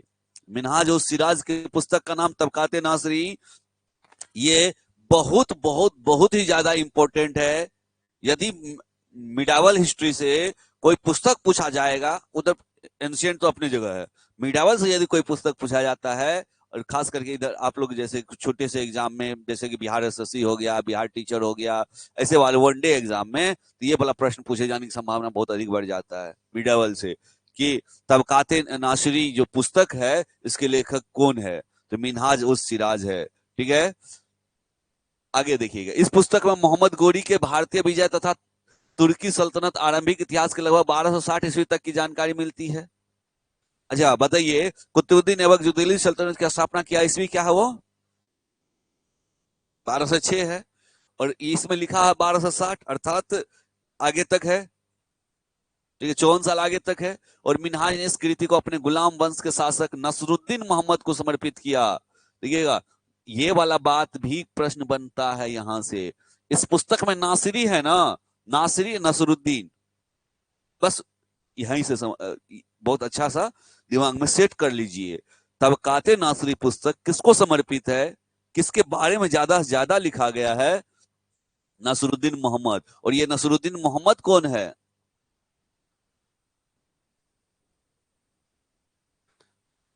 गुलाम वंश का, हाँ, गुलाम वंश का शासक है, समर्पित किया है। और मिन्हाज ए सिराज ने बौद्ध बिहार की इस भूमि को अर्ज ए बिहार कहा। बौद्ध बिहार की इस भूमि को अर्ज ए बिहार कहा। किसने कहा? मिन्हाज उस सिराज ने। और मिन्हाज उस सिराज कौन? तबकाते नासिरी के लेखक। उन्होंने बिहार की भूमि को क्या लिखा है तबकाते नासिरी वाले पुस्तक में? अर्ज ए बिहार नाम दिया है। और अकबर ने बिहार को एक प्रांत के रूप में गठित किया। बिहार को, बिहार जो है, मध्यकाल में बिहार पढ़िएगा ना, बिहार से संबंधित परीक्षा दे रहे हैं, बिहार संबंधित एससीईआरटी पढ़ रहे हैं, एनसीईआरटी पढ़ रहे हैं, जो भी पढ़ रहे हैं, तो आप बिहार के बारे में ज्यादा जानकारी लीजिएगा। तो बिहार को किसने एक प्रांत के रूप में पहली बार गठित किया है? अकबर ने। अकबर पहले कि शेरशाह पहले? बहुत बदमाश है आप लोग। शेरशाह अकबर के बापे से लड़ा है, हुमायूं से लड़ा है, हुमायूं को निर्वासित किया था यहाँ से। तो आप लोग कॉमन सेंस नहीं यूज करते हैं, मुंह जुबान पे आया जवाब दे दिए, ऐसे कैसे होगा रिजल्ट? कोई बात नहीं। अब कम से कम थोड़ा सा सोचिए, समझने सोचने का शक्ति डेवलप कीजिए। थोड़ा सा रुकिए कि थोड़ा बाद में जवाब देंगे तो क्या होगा, हम छोटे हो जाएंगे, लेकिन गलत नहीं देंगे, ये नहीं होना चाहिए। जल्दी हम पहले दे, हम पहले दे जवाब देने में सब पहले अकबर कर दिए। शेरशाह आगे था और अकबर पीछे था, अकबर बाद में था। और एक चीज और कहा जाता है, शेरशाह को अकबर का पूर्वगामी कहा जाता है, अग्रगामी। शेरशाह अग्रगामी है बहुत सारे व्यवस्था में, खास करके बंदोबस्त व्यवस्था में, भू बंदोबस्त में, क्योंकि दोनों का एक व्यक्ति दोनों शासनकाल में रहा है। टोडरमल, टोडरमल दोनों के शासनकाल में रहा है, 10 साल बंदोबस्त करने वाले व्यक्ति। किनके शासनकाल में? शेरशाह के शासनकाल में और अकबर के शासनकाल में। ठीक है, टोडरमल भू राजस्व व्यवस्था के सर्वे सर्वा थे वो, और अच्छा भू राजस्व व्यवस्था किए थे। कैसे टैक्स वसूलना है कि जनता पे भी दबाव ना पड़े, अच्छा खासा टैक्स भी आ जाए। ठीक है, ये सभी तो और सब और पढ़ेंगे हम लोग, अभी तो शुरुआत ही किए हैं। मध्यकालीन भारत का आर्थिक जीवन मुख्यतः किस पर आधारित था? कृषि पर आधारित था। वैदिक काल का मुख्य जीवन किस पर आधारित था? पशुपालन और कृषि। खास करके ऋग्वेद में दो काल बांटे वैदिक को, ऋग्वेद उत्तर वेद। ऋग्वेद में खास करके पशुपालन और उत्तर वेद में कृषि। और जब वैदिक पूछे तो ऑप्शन पे आप ध्यान रखेंगे बारीकी से, ऐसा तो ऑप्शन नहीं है कि ए बी दोनों वाला है। यदि ऐसा होगा तो ए बी दोनों भी आंसर हुआ है कभी, किसी किसी बोर्ड ने ऐसा भी आंसर दिया है विद्यार्थी को बताने के लिए। ठीक है, तो ए बी दोनों वाला भी सोच करके, यदि ऐसा ऑप्शन दिख रहा है, अरे ये भी दोनों भी हो सकता है, तब दे दीजिएगा। क्योंकि वैदिक वैदिक को दो पहाड़ में बांट दीजिए, ऋग्वेद में पशुपालन है, उत्तर वेद में कृषि आ गया है। तो तब यदि वैदिक पूछे तो तब मतलब क्या है, किसके बारे में पूछे? दोनों मिला के ही पूछे हैं, इसीलिए बात ध्यान रखना होगा। सबसे पहले कागज 1000 ईस्वी के आसपास कहां बना है? चीन में बनाया गया है। हाँ, 1000 नहीं, 100, गलती हुआ, सुधार करिएगा सभी। 100 ईस्वी के आसपास पहली बार कागज हुआ है, और कहां पे हुआ है? चीन में हुआ है। हाँ, 100 ईस्वी के आसपास। 13वीं शताब्दी के आसपास विज्ञान के क्षेत्र में समुद्री जहाज पर चुंबकीय कुतुबनुमा दिशा सूचक यंत्र लगाया जाता था। ठीक है, क्योंकि चुंबक का गुण है, एक क्षण चुंबक को एक स्वतंत्र रूप से एक धागे से लटका दीजिए तो किस दिशा में वो रुकता है? तो उत्तर दक्षिण की दिशा में रुकेगा। तो शुरुआत में समुद्री जहाज पे चुंबकीय कुतुब नुमा जो दिशा सूचक यंत्र लगाया प्रयोग हुआ था। ठीक है, 13वीं शताब्दी के आसपास। और 14वीं शताब्दी में सुल्तान फिर ने सॉरी फिरोज ने फिरोज शाह ने फिरोजाबाद में एक मीनार, अच्छा हाँ, फिरोज शाह है, टाइपिंग एरर किया, फिरोज शाह ने फिरोजाबाद में एक मीनार पर अनेक नक्षत्र घड़ियों, एक धूप घड़ी, एक जल घड़ी लगाया जिसे समय की सही सूचना दी जा सके। ठीक है, और बिहार के प्रसिद्ध हिंदी भक्त कवि में दरिया साहब का नाम बहुत बार आता है, बहुत जगह आता है, बहुत उल्लेखनीय है, नोटेबल है। ठीक है, नोट करने लायक है। इसका भक्त कवि का, हिंदी भक्त कवि में दरिया साहब का। और इनका जन्म शाहाबाद जिले के एक मुस्लिम परिवार में हुआ था, और पटना जिले के मनेर के प्रसिद्ध हजरत शरफुद्दीन अहमद प्रमुख सूफी संत हुए थे। ठीक है, और मनेर खास करके अभी भी मनेर जाना जाता है, सूफी का वहां केंद्र था उस जमाने में। अभी भी उसका क्या बोल दरगाह होता है, अब दरगाह के रूप में वो कन्वर्ट हो चुका है। उस समय सूफी संत के आवास के रूप में था, अभी दरगाह के रूप में कन्वर्ट हो चुका है। तो वो कहाँ है? मनेर में है। ठीक है, शाहाबाद, अभी वर्तमान में शाहाबाद जिले का नाम क्या पता है सबको? आरा भोजपुर के आसपास वाला इलाका शाहाबाद। अच्छा, एक चीज तो सुने होंगे ना, जब आप लोग बाबू वीर कुंवर सिंह के बारे में पढ़ते होंगे तो कहीं कहीं ये भी जिक्र आता होगा कि बाबू वीर कुंवर सिंह शाहाबाद जिले के एक जमींदार थे। अर्थात किस जिले के? आरा भोजपुर के। ठीक है, ये है, वही है शाहाबाद। अब नाम बदल गया, दो भाग में कन्वर्ट हो गया, जिला दो भाग में बट गया, तो नाम अपना अलग अलग रख लिया, शाहाबाद नाम हट गया, उस समय में शाहाबाद जिला होता था। चलिए, अभिलेखागार क्या होता है? अ- अभिलेख जहां रखा जाए, ऐसा स्थान जहां दस्तावेज और पांडुलिपिक संग्रहित किया जाए, अभिलेखागार होगा। ठीक है। और राष्ट्रीय और राज्य सरकार दोनों का के अभिलेखागार होते हैं। और राज तरंगिणी कल्हन, राज तरंगिणी एक पुस्तक है, किनके द्वारा रचित है? कल्हन के द्वारा रचित है। और किस चीज के बारे में इसमें वर्णन है? कश्मीर के इतिहास के बारे में और वहां के राजवंशों के बारे में है। कश्मीर के इतिहास और कश्मीर के राजवंश में। और इस किस भाषा में लिखा गया है? ये किस भाषा में लिखा गया है राज तरंगिणी को? यस, संस्कृत भाषा में लिखा गया है। तहकीकाते ए हिंद किनके द्वारा लिखा गया? अलबरूनी। तारिख उल हिंद या तहकीकाते ए हिंद अलबरूनी के द्वारा लिखा गया है। किनके द्वारा? अलबरूनी।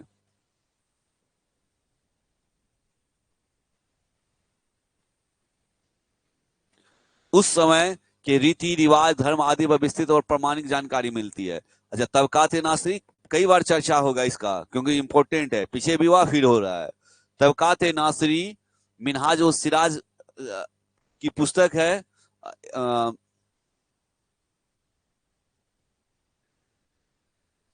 तबकात नासिरी और मिनहाज उस सिराज एवं मोहम्मद गोरी गुलाम वंश के शासन में विस्तृत चर्चा किया है इस तबकात नासिरी वाले पुस्तक में। ठीक है। तारीख फिरोज शाही,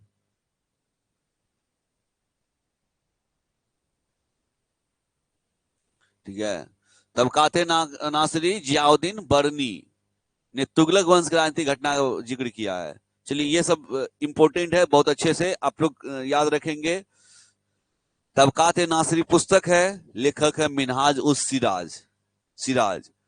तारीख फिरोज शाही पुस्तक है, लेखक है जियाउद्दीन बरनी। ठीक है।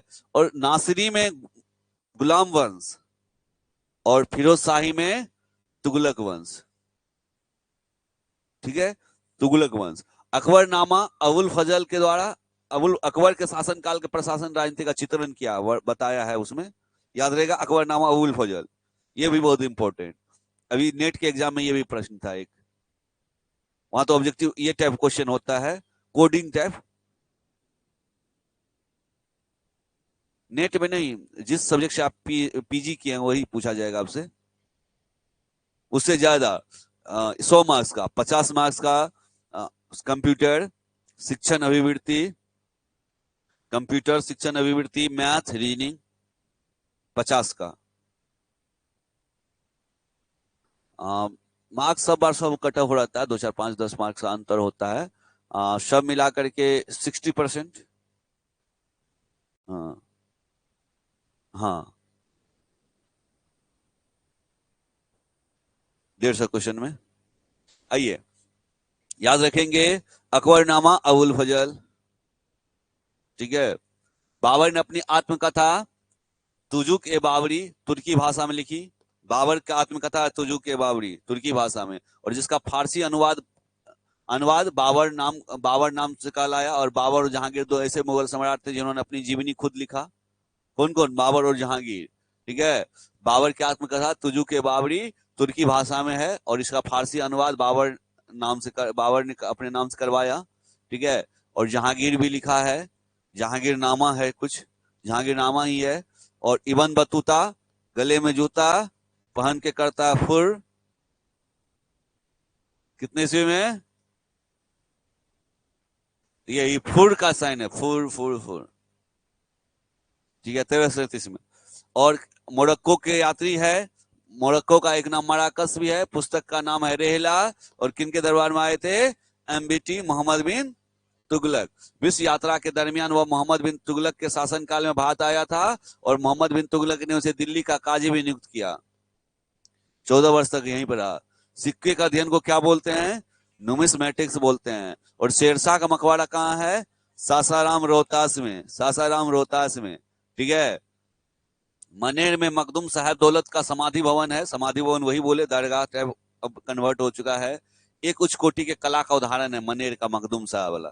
ठीक है। वेंकटपुर का शिव मंदिर के लिए राजा मान सिंह ने आर्थिक सहायता प्रदान की। वेंकटपुर का शिव मंदिर के लिए राजा मान सिंह ने आर्थिक सहायता प्रदान किया है। और रोहतासगढ़ में निर्मित हरिश्चंद्र मंदिर के निर्माण में यश का यश भी राजा मान सिंह को प्राप्त है। किसने कराया है? राजा मान सिंह। कहाँ का? रोहतासगढ़, रोहतास जिला, सासाराम का रोहतासगढ़, ठीक है। हरिश्चंद्र मंदिर का निर्माण करवाया। और एशामी ने अपनी पुस्तक फतह उस सलातीन में, याद रखेंगे, एशामी की पुस्तक क्या है? फतह उल सलातीन में लिखा कि सुल्तान को दिल्ली वालों पर संदेह था। इन्होंने मोहम्मद बिन तुगलक के शासनकाल की बात की है, इसीलिए दिल्ली से राजधानी कहाँ स्थानांतरित किया है मोहम्मद बिन तुगलक ने? दौलताबाद। ऐसा लिखा है, दिल्ली से दौलताबाद राजधानी बनाया क्योंकि उन्हें शक था। और मोहम्मद बिन तुगलक ने जो निश्चित ही जनता को बेवजह परेशान करने वाला फैसला लिया था। दिल्ली वाले जनता को दंड देने के लिए राजधानी कन्वर्ट कर लिया, दौलताबाद साउथ लेके चला गया दिल्ली से। ये सब कहानी पढ़ेंगे, इसका डिटेल तो याद और बताएंगे। नए राज और राजाओं का उदय। राष्ट्रकूट राजा कौन है? राष्ट्रकूट राज का संस्थापक दंतेदुर्ग, संस्थापक है राजधानी मान्यखेत। और मान्यखेत कहाँ है, किस जगह पे है अभी वर्तमान में? महाराष्ट्र के साइड है, ठीक है। विदर्भ महाराष्ट्र का हिस्सा, कलिंग उड़ीसा में। ये सब क्षेत्र है उस समय का। कलिंग उड़ीसा, विदर्भ, अभी कुछ देर पहले हम विदर्भ के बारे में बताए हैं, सौराष्ट्र बताए हैं गुजरात का, विदर्भ बताए हैं महाराष्ट्र का बताए हैं। बिहार एवं बंगाल के प्रथम शासक कौन है? गोपाल। बिहार और बंगाल के प्रथम शासक गोपाल का चयन प्रजा ने स्वयं गोपाल को राजा चुना, ठीक है। चोल वंश का संस्थापक विजयालय था। चोल वंश की राजधानी उरेयूर, और चीन क्या है? बाघ। चलिए, इसके बाद हम लोग कल करेंगे। 2-4-5 दिन लगेगा, हिस्ट्री है, कोई बात नहीं, खत्म होगा ही। और खत्म होते ही इसका A to Z फिर MCQ करवा देंगे। MCQ करवाने के क्रम में मॉडर्न एक बार और रिवीजन करवा देंगे। ये कौन सा? नहीं, चलिए अब हम लोग करते हैं वर्ल्ड ज्योग्राफी।